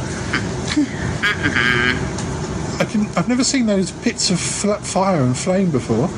You haven't? Oh yeah. This is the same route day after day, same thing. It's fine, dude. Well, it's your usual route. I don't know if it's my usual route. No. Are you sure this is the right way? Of course I'm sure. Well, you just did an evil laugh. Oh, yes I did. Pay no attention to my evil laugh. There really is only one more thing that you could do for me, dear lady, if you would be so kind, and that is simply to point me in the direction of the bus stop. I only want to get home. Is that all you wish to know? Is it? Is it really? Well, I'm afraid it's just not going to be that easy. You see, now that you're here, there's simply no undoing it. I don't understand. Surely those buses must go back and forth. Back and forth, up or down. It's no business of yours whether they do or whether they don't. I'm afraid it's against the rules. You are here now, and here you will stay. There's no going back, no return to Cinder. No! You can never go home. You are here forever, young man. Do you hear me? Forever!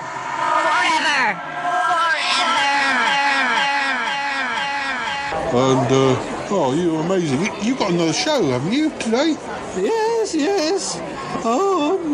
This is the matinee that you've been to, and yes, we've got another performance tonight. Well, this is a big show for you, Damius. I'm so proud of you. Listeners, this is at the Old Vic Theatre. The Old Vic Theatre. It's near Waterloo Station. This is one of the biggest theatres in London. Amazing. Well, it's only one of the most high profile. It's not an enormous theatre, but it's very high profile theatre. And you've got one of the starring parts. Yes. It's quite weird. I just have to sit there, and I can't say anything, obviously. I just have to sit there, and they draw on my face at one point. Oh, you were marvellous, Damius. You really were. Listeners would be, they'll wish they'd seen you. Well done. Oh, well, I suppose I better let you get back.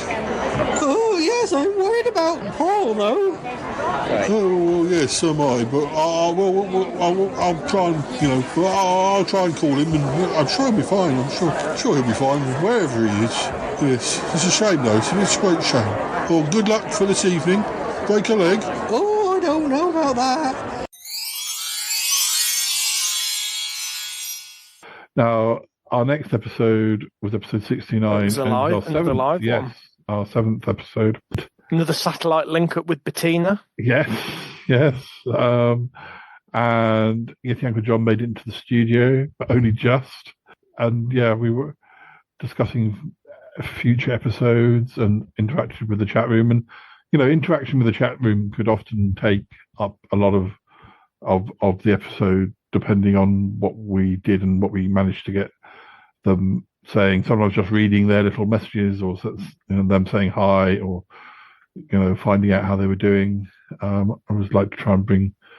It is one of the few times where you realised who some of your listeners were, because I presumed that some people from Pride 48 were listening because of being on other people's shows, but you don't necessarily know who, and sometimes that's what was great about the Pride 48 weekends as well, because you were never quite sure who you were going to get, and who was actually who would be listener. there. But,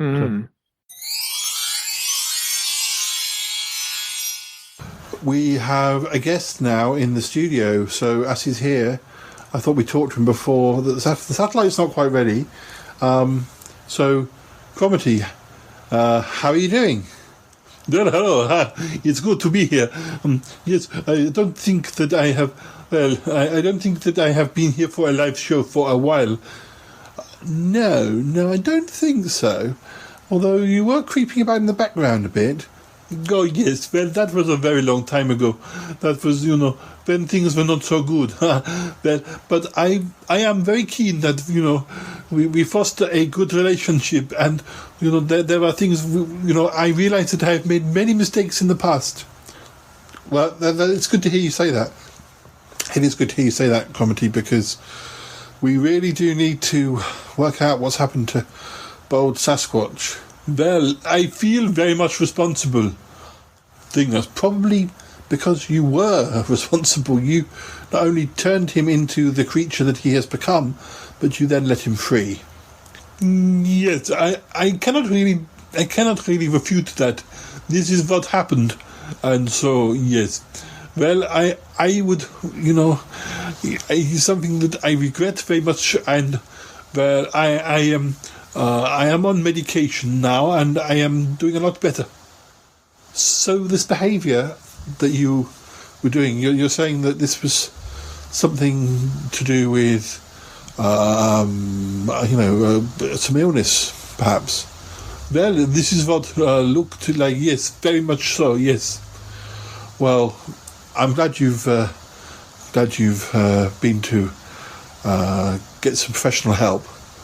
Well, yes and no. Oh dear. Well, you see, I went to see myself, if you know what I mean. I was in my laboratory and I made the pills that are making me better. Oh dear. Well, I guess if it's working for you and you are genuinely, sincerely wanting to help solve this problem, then it would seem silly not to work together, and I just hope that nobody gets hurt. Has there been any sightings of Bold Sasquatch recently? Well, I am tracking very much carefully, and well, we thought that he might be in Hyde Park, but well, it has not been it has not been as yet any definite sightings. I believe that Yeti Uncle John was in Hyde Park just the other day. I had a little incident, and I ended up somewhere I shouldn't have done, and Yeti Uncle John was trying to help locate me, and lots of people seem to be getting lost these days. Our next episode was episode 70, Listening to Us Will Help You, Honest.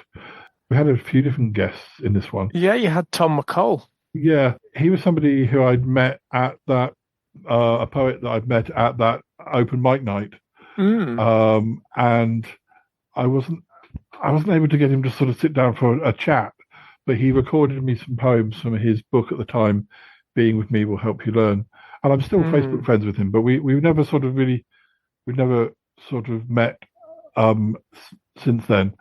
Just and because I haven't been doing live shows, I think had I continued doing my live shows, he would have been somebody I would have invited. That you would have, like John, collaborated with more. Yeah, and collaborated with more. It was nice that he sent me something that I could use from his book.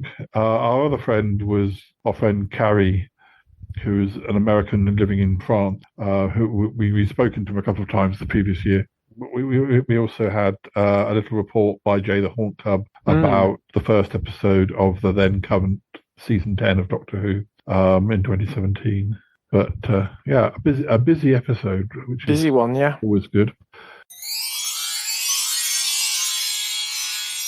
Things like digital, sort of the digital life or world, whatever you want to call it, do you find that's affected your concentration span? Because I find, whereas I used to be... It does and it doesn't. It really depends. Yeah. I mean, I really enjoy stuff like Duolingo where I'm studying a language, and it makes me record my voice, it makes me type out perfectly, it makes me concentrate that much more. But at the same time, I'm, trying to get things done, and suddenly messages, tweets, best Facebook message, oh my god, it overloads you. I find I'm trying to do a little bit of everything and not spending that long at any one thing. Like, I couldn't sit down and read a novel for like an afternoon like I might have done when I was younger. And I can. It's quite nice. I think it's possibly because I always feel I should be doing something creative, whether it be writing or podcasting or something. And I also I have the little app called Daily Mitzvah, and it's really funny listening to the various weirdness of the Rambam, which is the sacred text in the Hebrew world. And it's funny because these things go on for like at most half an hour, and I'm just sitting there for half an hour watching this guy just speaks about it, and it's really entertaining. I don't know why.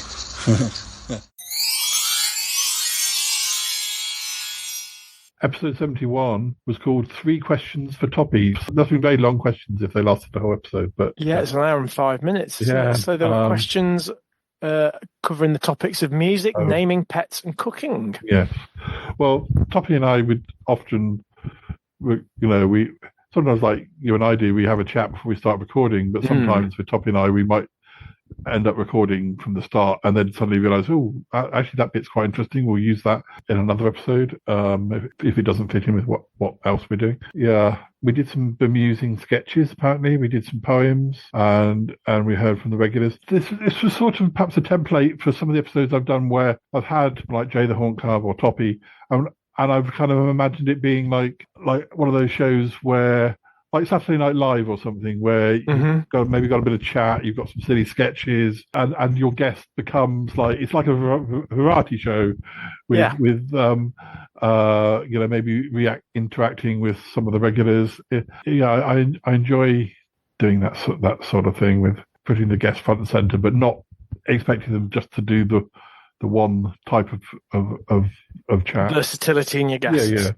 Yeah. I like that we talk about Australian stuff, but I like that we can do other stuff too. We've been doing acting bits and pieces and stuff. Yes, a bit of that as well.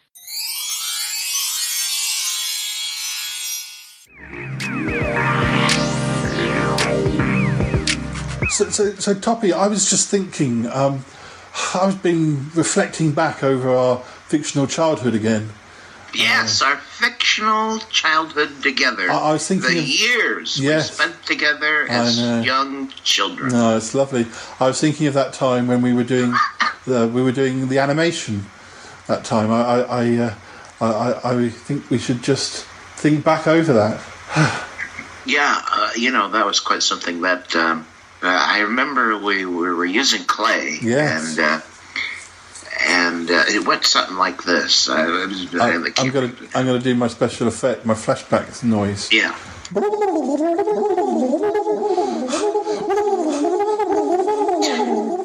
Whoa, that's impressive. All right, now, Paul, what I want you to do is that little ball of clay, just sort of start shaping it slowly into the form of a snake. Yeah. But let me just take one frame from my camera here. There we go. Okay, now just a teeny bit, Paul. Just move it just a teeny bit. I've just done. No! That's too much. Sorry. Too much. Put it back. Okay. And you got to go slower. This has to. I don't want jerky animation. Oh, I'm sorry. I haven't done this before. I'm just thinking about my birthday party. That's all. Sorry, I'm just a bit distracted. Come on. Is that better? That's better. Now, all right. Now let me take another frame here. There we go. All right. Now just keep making it longer, but not slow. Yeah. There we go. That's better. That's better. Let me take another frame. Paul, you got to get back away out of the frame. Back away from it. Oh, okay. All right, I'm usually in photos. I'm used to being in photos. I like being. Well, no, I don't want your hands or anything in the. No, okay, let me take another frame. I've invented this thing called the selfie. I don't know if you've heard about it. You sort of put yourself in front of the camera, but you're holding the camera, and you take it. Yeah, I don't know. What did you call it? What did you say? I called it the selfie. But I don't suppose I don't suppose it'll ever take off. That'll never be a thing. No. All right, now back away. All right, that's it. Let me take another frame. You know, this is going to take about 40 hours, Paul. Are you okay with that? Yes. Can we still talk about my party, my ideas for my party, my birthday party? Oh, for heaven's sakes, fine. Just pull the clay a little bit longer. What about your party? Sorry, I just think I've snapped the snake. Paul! Sorry, I'll push it back together again. Put it back. Oh no, that's the head. I've squished the head into its guts. Other way round. No, there we go. There, it's fine. It's fine. We have to preserve continuity here. It's right. Oh, now you've moved it all over. It's going to be herky-jerky. No, it'll be fine. All right, back away. Let me take another frame. So moving on to 72. Yeah. That was the hunt for Bold Sasquatch. And you've got another input from Toby this time as well. Yeah. Bold Sasquatch is, I think, the other dimensional version of me. Shy Yeti, Bold Sasquatch. I think he was I think we're hunting for Bold Sasquatch in this one. I can't remember why we're hunting for him, but... Did he ever make an appearance? Yes. I can't remember what he's like now, though. There's also some of my writings in this episode. And there's Bert and Gert. Bert and Gert were two pot plants who talked. I think what kind of pot plants were they? Might have been cacti. I know you're a pot planty person. Yes. But I'm just curious as to what they were. Yeah, I think they were cacti, and in the end, I think they went to live with Dragon Albert on the Phoenix Sanctuary. But yeah, we've had a few characters that have gone off to live with Dragon Albert on the. It's a bit like Benny in Crossroads going up into the loft and never coming back down again. But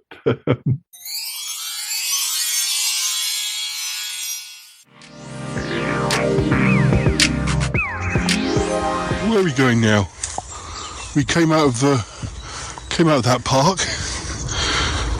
We seem to be wandering around in circles. Where are we now? What is this? Is this Hyde Park again? No, this is more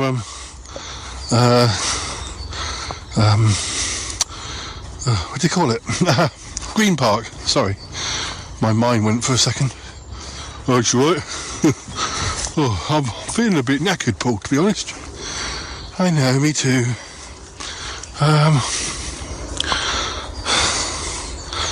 I don't know.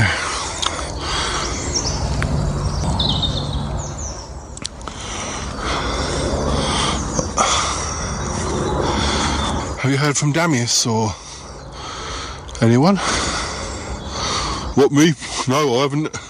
I haven't got much reception, actually. No. Got the same problem.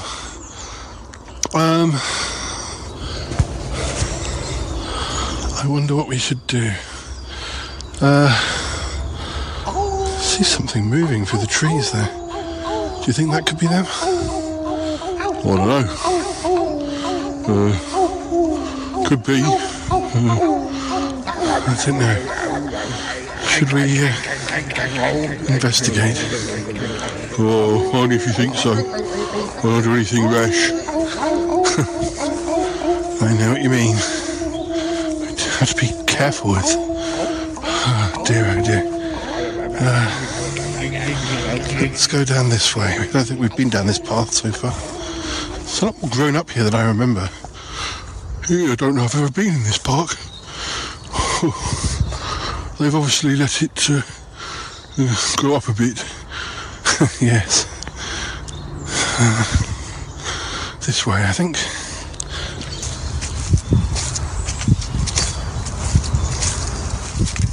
Yes, this is my. This is me, Bertram. Yes, just. I'm not sure where. Yes. I shall be. Yes, reporting. Everything's fine. I'm just taking some time to work on the machine. It's pretty much working now, but. Yes, it's taking a little bit longer than I thought, but no, it's fine. It's fine, yes, it's fine. Dear. Yes. I just like to think of it, the way I think of it is that we've had some success today. I've managed to levitate us, and yes, it's worked really well, and yes, I'm sure we'll get back soon. Just hope that Gert hasn't wandered off with anybody. Wouldn't put it past her. She can be a bit of a floozy, that girl. Oh dear. Still no sign of Bert. Oh, Bertie, Bert. It's after midnight. When will he get home? Oh, men. You can't live with them. You can't live without them. Oh, dear. Oh, Bert.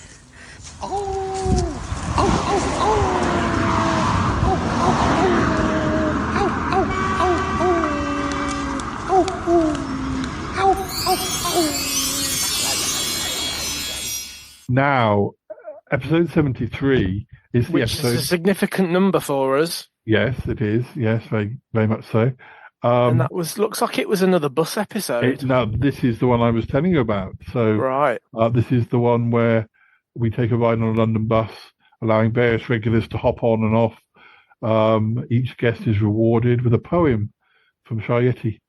This was the one where you'd recorded a journey, and then you interlayered different guests and different. I'm not sure whether I had to loop some extra travel, but I'm not quite sure how long it takes to get from Victoria to if I'm reading poems as well and talking to guests. But Harry's in this episode, and there's a clip from an old Big Fatty episode. Big Fatty was on episode 2404 at this point. Wow. But Big Fatty does a 5 days a week show. And that's a lot of output. As of today, as of recording, he is on episode 4716. So still going strong. He's still going strong. He was supposed to finish episode 3000. I'd even done a Goodbye Big Fatty episode. And then it was one of the years where there was one of our 548 shows, and he got people he said, if we can raise X amount of money, I won't finish the show at 3000. And he raised the money, and he never finished. And he never finished. That's dedication. Darling, I'm going to have to get off now, aren't I? Well, stay if you want, but yeah, we do have another guest getting on. Oh, darling, it's been such fun, and we must do this again, and we must talk more, and you must come over and everything. But I'll be going then. I need to book some tickets. I need to pop into one of these theatres and book some tickets, and I'm not really sure. I've forgotten the name of the play that we want to see. I'm going to have to give Nathan a call. Anyway, goodbye, listeners. This is me, Bettina Dupre. 1 million kisses, 1,000,001 kisses. Thank you, Bettina. It's been lovely catching up, and have a good rest of the day. Okay, darling. I'm getting off now. Oh, bye. Yes. Oh, there she goes. Hurrying down the stairs. She looks brilliant today. She looks like really stylish. But then, Bettina never looks anything other than stylish. But, she looks really springy. That's weird. No, I didn't mean to say springy. But, sort of pastel colours. yellows, and lovely. She's a real style icon, really. Wish you could see her. And there she goes. She's on the pavement now. That sounds like no. She just got off the bus and she's on the pavement. Bye. I'm just waving. Oh, she's funny. Dragon Albert's back in episode 74. Oh, gosh. The whole Dragon Albert thing, I guess, because we're into May now, which is the last month we'll be discussing. And yeah, on Sutton Park years ago, I had an inflatable dinosaur on Sutton Park. And you remember how on Blue Peter they would puppy walk, like yes, Goldie or whoever the dog was, Shep or whatever. I did some episode of Sutton Park where I puppy walked this inflatable dinosaur around Sutton Park. It was very. I haven't seen this episode since they've been digitized, but I really want to see them again because it was perfectly ridiculous. As for Sutton Park. Actually, my friend Callum sent me an article that there's been jelly things appearing in the real Sutton Park deposits that are jelly-like. And there was actually a newspaper article about it, and Sutton Park, my Sutton Park show had jelly monsters in it, and so fiction has become fact. I don't know if there were jelly deposits back in my day, not other than my jelly deposits. Anyway, sorry, I'm being distracted. But anyway, the reason I mentioned Puppy Walking the Dinosaur in Sutton Park is that episode 74 is called Puppy Walking Dragon Albert. So but that was completely the idea that I was doing the same thing as I'd done on Sutton Park, the same thing as we'd seen on Blue Peter.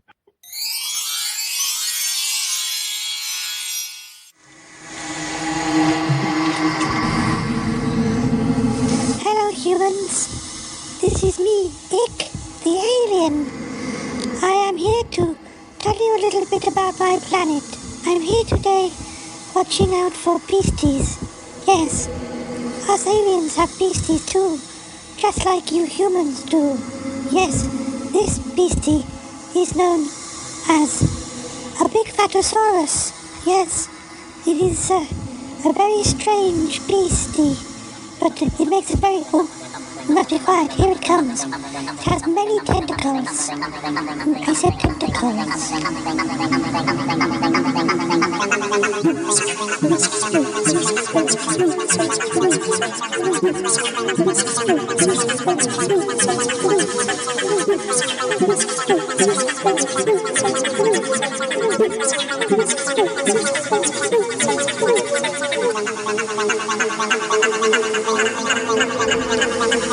Gosh, that was horrible. It makes a strange smell as it moves. Yes, a most dreadful and fearsome beast. Anyway, it is time for me to go now. I shall return and tell you more of my planet.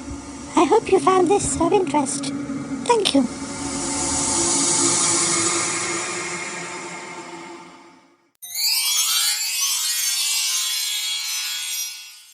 Our next episode is episode 75, A Beargurian Adventure. Now, this is a fantastical one. I think I remember recording this one when I was on that Kent holiday. With Charlie Gur. Charlie Gur, who comes from Bearguria.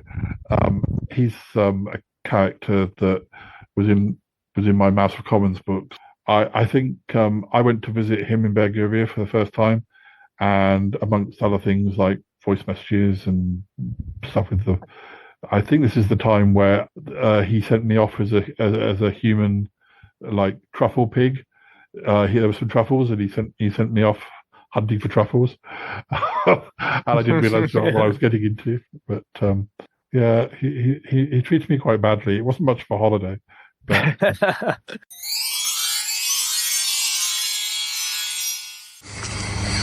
So I'm just going to pick these mushrooms. Oh, there seems to be some little people. Charlie, where's Charlie gone? Sorry, is it okay if I pick some of your mushrooms? No, they're ours. Leave them alone. They're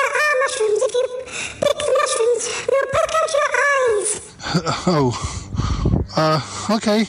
Charlie, these pixies, they said they'd poke out my eyes if I tried to take their mushrooms. Well, why don't you poke out their eyes? I can't, their eyes are little tiny things. I'm not going to poke out pixies' eyes. Oh dear. Well, go and get some honey then. I'll speak to the pixies. They're quite easy to stomp with your boots, you know. You can't go stomping on pixies. Oh, yes, you can. If you need mushrooms, that is exactly what you have to do. Oh, dear. Okay, so how do I collect the honey? Charlie, how do I collect the honey? He's gone again.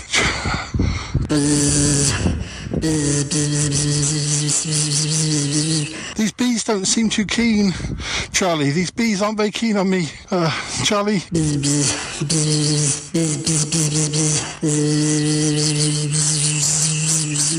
Charlie, they're after me. Charlie.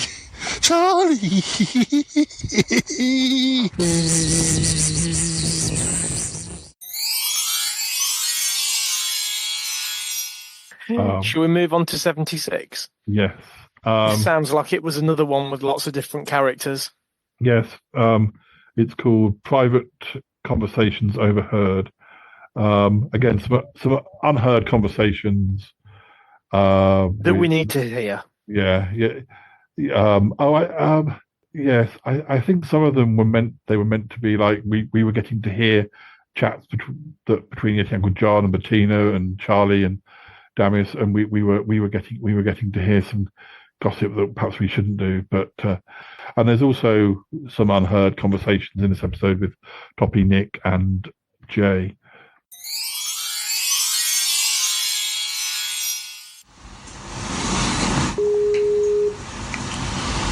Hello. All right, I'm just going to turn my doodah up a bit. Speak again, please. Hello. This is RuPaul. Judging your drag queens for you. Yeah, it's a bit louder. I think that's... Bring back my girls. I'm really on season 3. How are you? So, yeah, I'm enjoying it though. Toby, we're not big drag fans. Like, we don't go to shows or anything really, but I've watched that one since the beginning. Yeah. I don't know.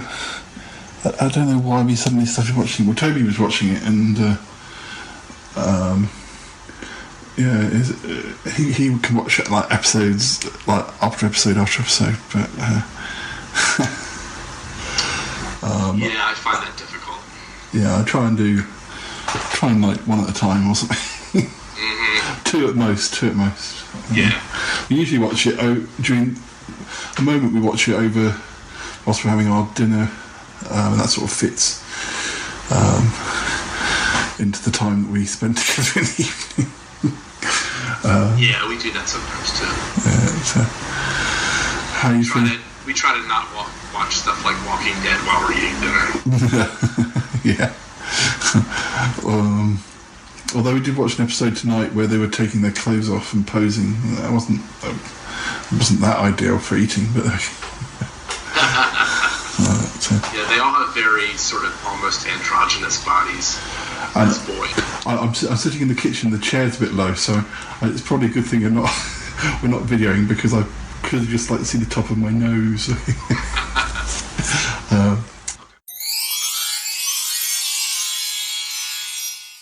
Our next episode is 77, Shy Yeti. You were having a catch-up with Mike Lawson. Oh, yes. Mike Lawson did a show with Joe Batance. They were a Pride 48 show, and that was called Catching Up. That show doesn't exist anymore. I'm not sure if Mike still podcasts, but I think Joe Batance still does. But Catching Up was a really good chat between two friends, had a really good banter together. And Mike lived in San Francisco, and so I just sort of had my chat with him. Other sci-fi shows you enjoy? No, I'm not really into the sci-fi that much. Believe it or not, I'm trying to even think of the last sci-fi thing that I like really enjoyed. I kind of get forced hopefully he won't hear this, but my boyfriend kind of forces me to watch stuff that is more, I guess, more action than sci-fi, though. But, you know, we go to space and there are aliens fighting and that kind of thing. So we do a lot of that because he likes it and not because I pick it ever. The things I like in space perhaps would be things like Aliens or Prometheus, where it is actually as much horror as it is sci-fi. Right. I'm more watching it for look, this thing's going to come out and eat his head in a minute, or something. and with Doctor Who, it's always sort of covered so many different genres, not just sci-fi, that I don't really always, you almost sometimes, depending on what era of the show you're watching, it's more or less sort of sci-fi than at other times, and at periods it's he's been exiled to Earth, say, so there's very few spaceships or strange cheap costumes. But sorry, my cat is running around slightly madly, so if he's no problem. He likes his catnip, and he makes him very active for considering his ancient age. When he's not that ancient, he's 12, but he really shouldn't be pirouetting around the living room throwing his cat around. But there we go. 78. The drinks are on me. The drinks are on me. Now, there was a pub. Oh, you went down the pub. There was a pub in Vauxhall, which I've completely forgotten the name of, which was closing down, and it reopened again. I completely forgotten what it's called. I'm sure I mentioned it in the episode. We knew it was closing down, so Callum and I went there for a drink after work, and I recorded probably background sound. But we did an episode where I was trying to get so it was again a mixture of fact and fiction.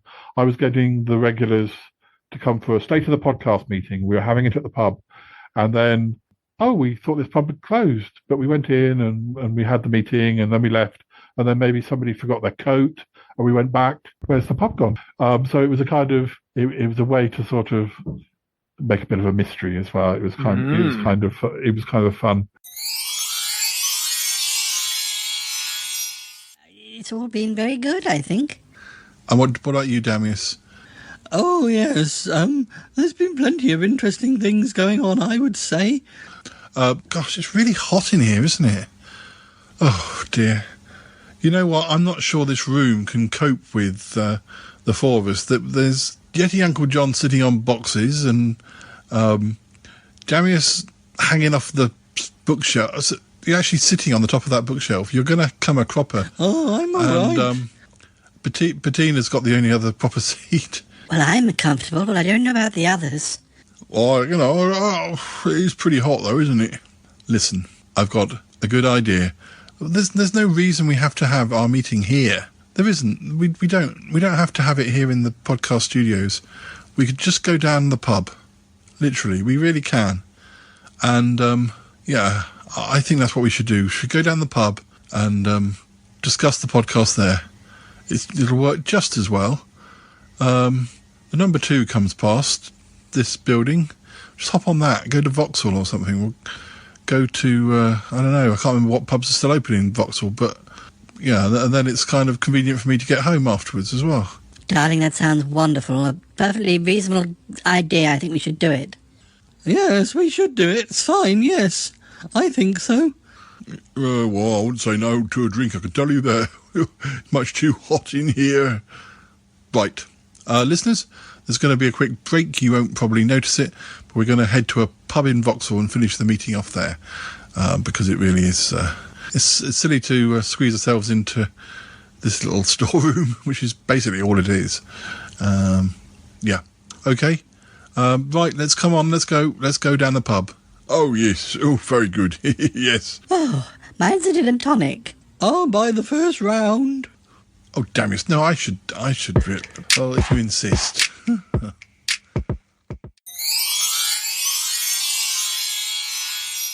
Now, we've only got 2 or 3 more episodes. 79 was another live show. Yeah, live 548 show.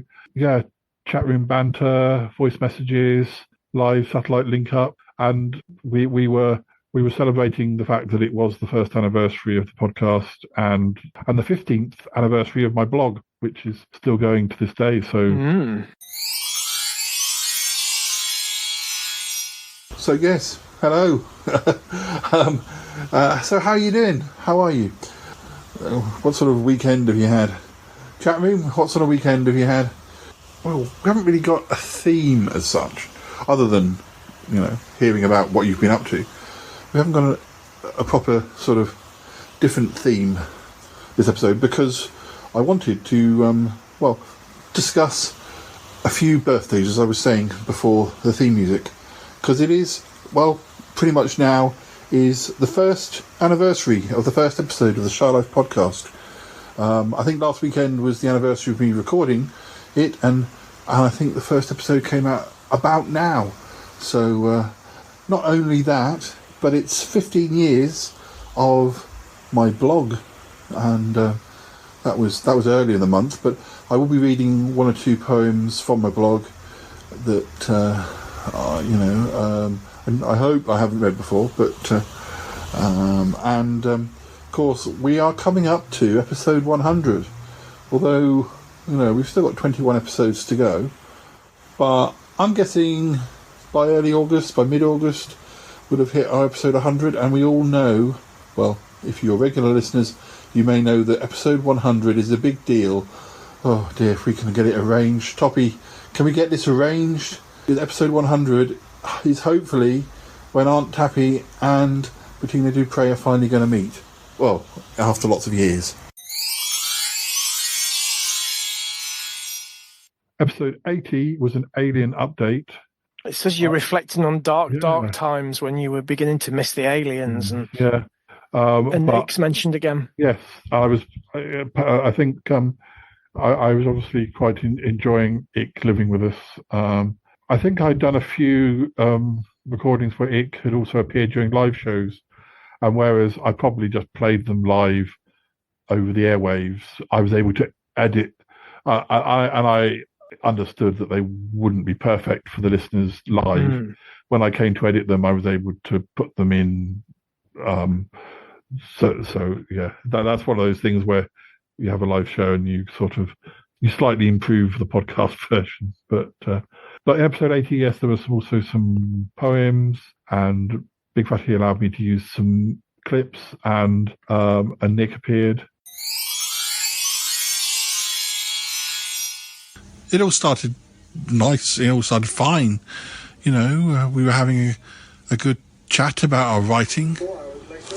So, Nick, whilst you're around, I thought we'd just update the listeners on how things are going with some of our shared creative projects. Yes. Well, it's all systems go. I've just finished the Child of Anubis documentary. Child of Anubis being a film that Andy did many years ago. I first proposed the project about 22 years ago, and I've only just delivered. So that's gone to Keith Musselwhite for a cover and a menu and a production. I've got an ongoing commitment to Sutton Park.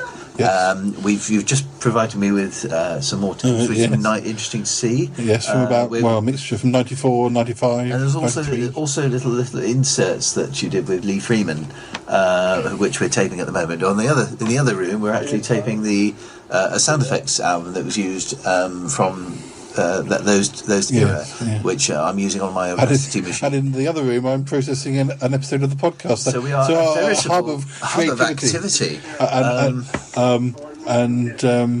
it's good to know my Audacity works on my computer, because I've been having trouble with it. So I've actually did an update on it. And I've just passed you the next episode of our joint story, which has taken rather longer than I hoped. But I'm looking forward to reading that. I will actually do the proper technological thing and actually read it online rather than just. There's a lot of chitter chat and banter, but I hope it also takes the story to the next stage as well. Level. That's from a writing point of from a co-writing point of view. That's my sort of principal aim, really, to move the story along.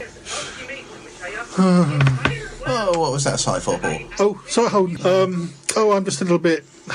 Well, there's been a lot going on recently, and do you remember I think I must have told you, that we had some aliens living in our flat? Oh, yes. Yeah. They kind of came because I got kidnapped by them first, but then, but we made friends, and then their spaceship crashed, and then it took them a while, and they nearly nearly destroyed my house by mistake. But anyway, then they left. But then about 2 days later, some more aliens turned up, and they said that the first lot of aliens were criminals and that I'd been harbouring them. And I was I didn't mean harbouring the criminals. I didn't know that. And anyway, it's all been rather upsetting. And now I don't know which side I should be on, or which of the aliens to trust, or I feel maybe I've been duped by the first lot, or maybe I'm being conned by the second lot, and I just want to do the right thing, and it's difficult. Yes, I can see your problem. Yeah, which brings us to our last episode. Episode 81. Yeah. And you're off to buy books. Well, it's called Bookshops and Battlers, and yeah, I think I was sent to Oxford for work. Went to a really big bookshop and it was amazing. I did that a few times where I was just like, you need to buy some books for the library. So this was stock for the college library, and I was able to sort of, I can't remember. I usually went with the librarian, but I was pretty much, she knew that I knew what was needed, and it was really, really fun. Because I wasn't, the books all had to be related to the sort of things we talked about. And also this episode, I met, it's the only time I've met Scotty the Aussie Battler, who is a guy called Scotty, who's from Australia, and is also a Pride 48 podcaster, not so much these days, but yeah, we got to meet up. He's still around though. He's still around. He still does. You tend to sometimes hear from him. He sends a message in to Big Fatty or whatever. But yeah, we got to meet up. He got to appear on the show, which was good. And it was good. It was good to meet him. But he doesn't come over to UK that often. So far, it's been our only time of meeting. Probably if I'd have been able to go to some of those Pride 48 events in America, because he used to go. You would have met. He used to go to those. It would have been good, but they don't do those anymore. But no. It's Scotty the Aussie Battler. Hello. Hello, Paul. Hey. Hello, listeners. Hey. I'm here in the mother country. This isn't Skype. This is real. Yes, Toffee, it's not Skype. I can see him. We're live in person. We're touching each other right now. I think I might be pregnant. We've been nattering away for several, well, not several hours, but for some time. Almost. And we're not telling you what we talked about. It was all exciting podcasting gossip. There's a lot of gossip between England and Australia. Oh, yes. Do you think Australians and British folk are similar-ish? Yeah, I think so. Yeah, I think so. Because unlike Americans, we come from England, so it's the mother country. Yeah. And we chose not to decapitate the king or queen years ago. So thanks. I don't know. I feel like we do. And Kylie is basically British. That's true. She is. We adopt people. Which Kylie would you be talking about, Paul? Kylie Jenner, the bitch who tried to steal our Kylie's name. How dare she? Did you hear about that? I think I did. She tried to trademark Kylie. Just the one word Kylie as her own name. No. Bloody Kylie Jenner. Who the hell is she anyway? She's nobody. There's only one Kylie. Hot pants Kylie. Yes, hot pants Kylie. She still hasn't given me back those hot pants. I thought I was just lending them. I don't think I can get back in. To be fair, she's kept her figure very well, and I don't think I could get back in mine. You would stretch them now. I would stretch them now, but it's for her. Anything for her. It's fine.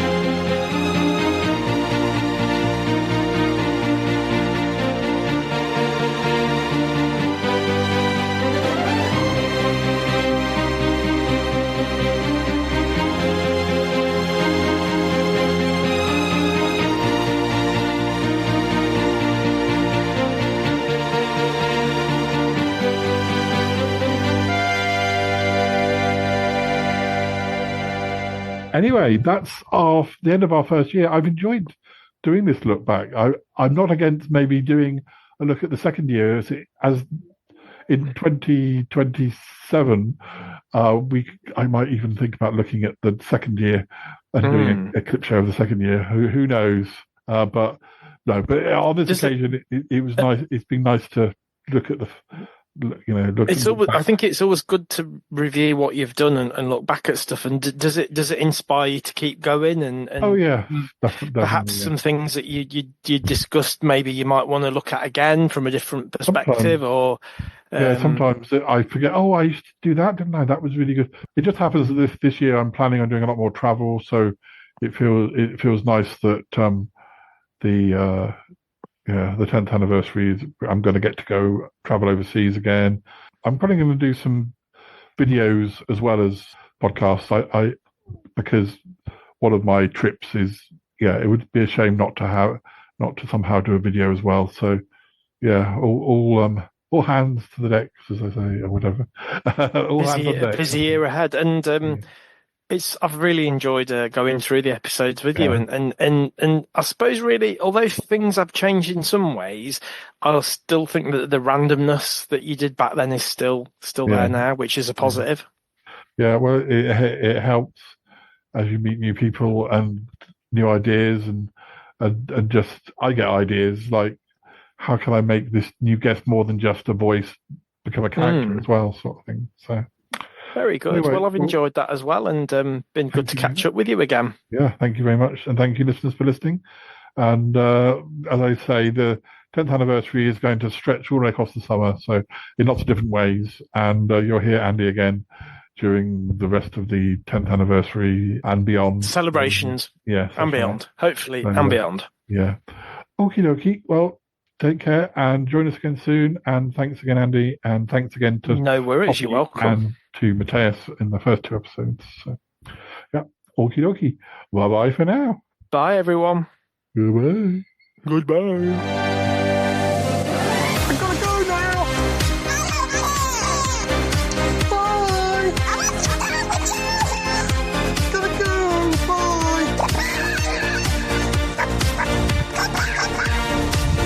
Goodbye, goodbye, goodbye.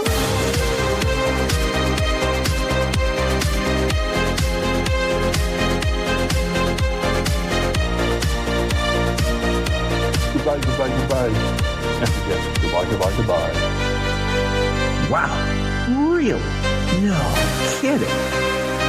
Thank you, darling. And you too. Bye-bye. That was beautifully done. You can always call me.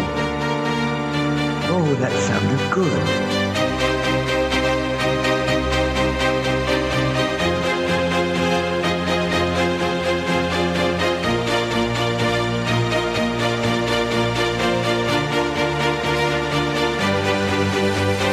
This show is part of the Pride 48 network.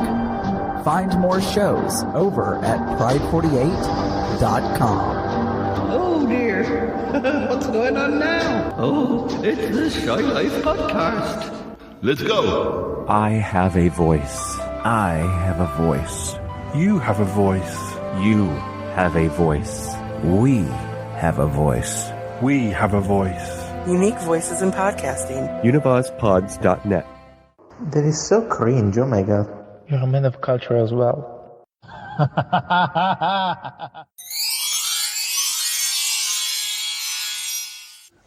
Is that Big Fatty's recording room? I think it might be. Wow. He's got so much technology. He certainly does. Well, he's the king of technology, you know. Yes. But where's Poodle? I don't know. Maybe he's taking her for a walk. I mean, no, we must think this. We must think positively because it might, we might be wrong. We just need to know one way or another. Wait a minute. There's a bowl on the floor. Do you think that's a bowl of dog food or it could be, yeah. Is there any Squeaky? Where's Squeaky Kitty? Oh, yeah. I don't know. Maybe here. I'm going to use my fake Squeaky Kitty noisemaker. Okay. Maybe we can lure closer to us. All right. Cool. Yes. Yeah.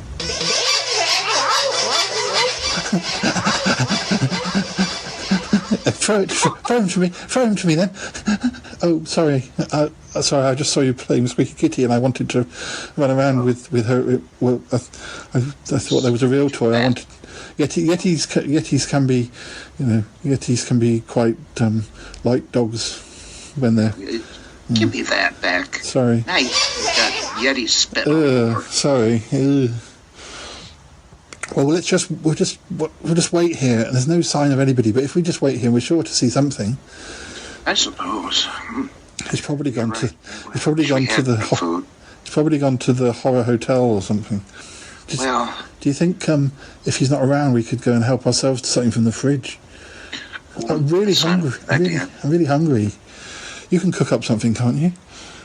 Probably. Let's go do that, and then we'll get back into the wooden Trojan poodle. Yeah. We'll find out the answer one way or another.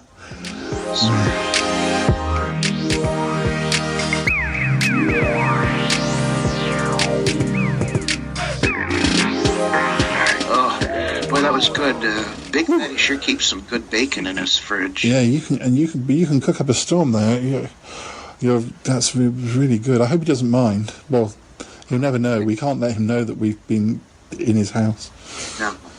Anyways, well, I'm full. You know what? Why don't I grab some shut-eye while you keep a watch out? Yes. Right? I'll keep a lookout.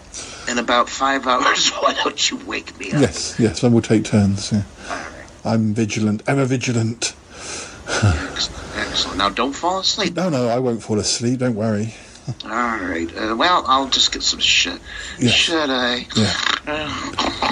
I'm going to be fully awake. I'm ever vigilant. I'm ever vigilant. Oh, it's quite warm in here. Ever vigilant.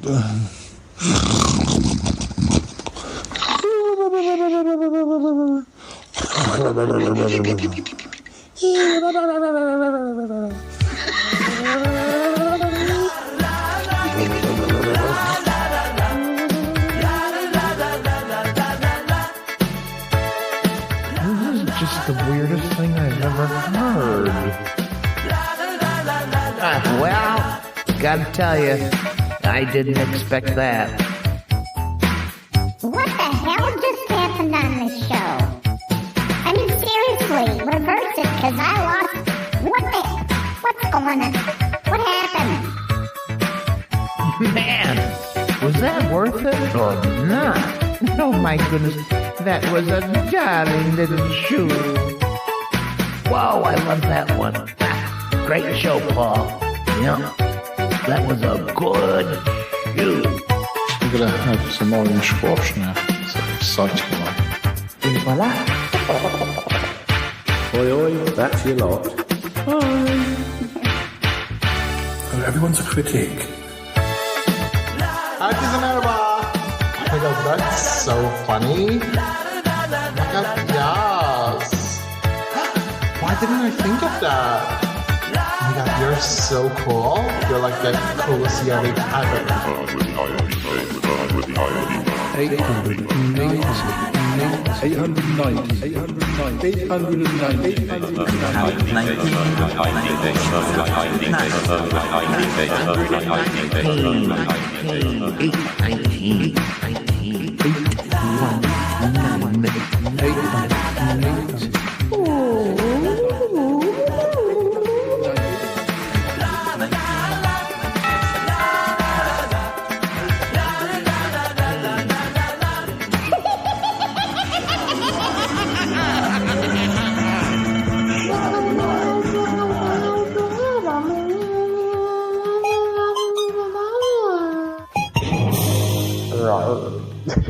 'Should I turn off the recording?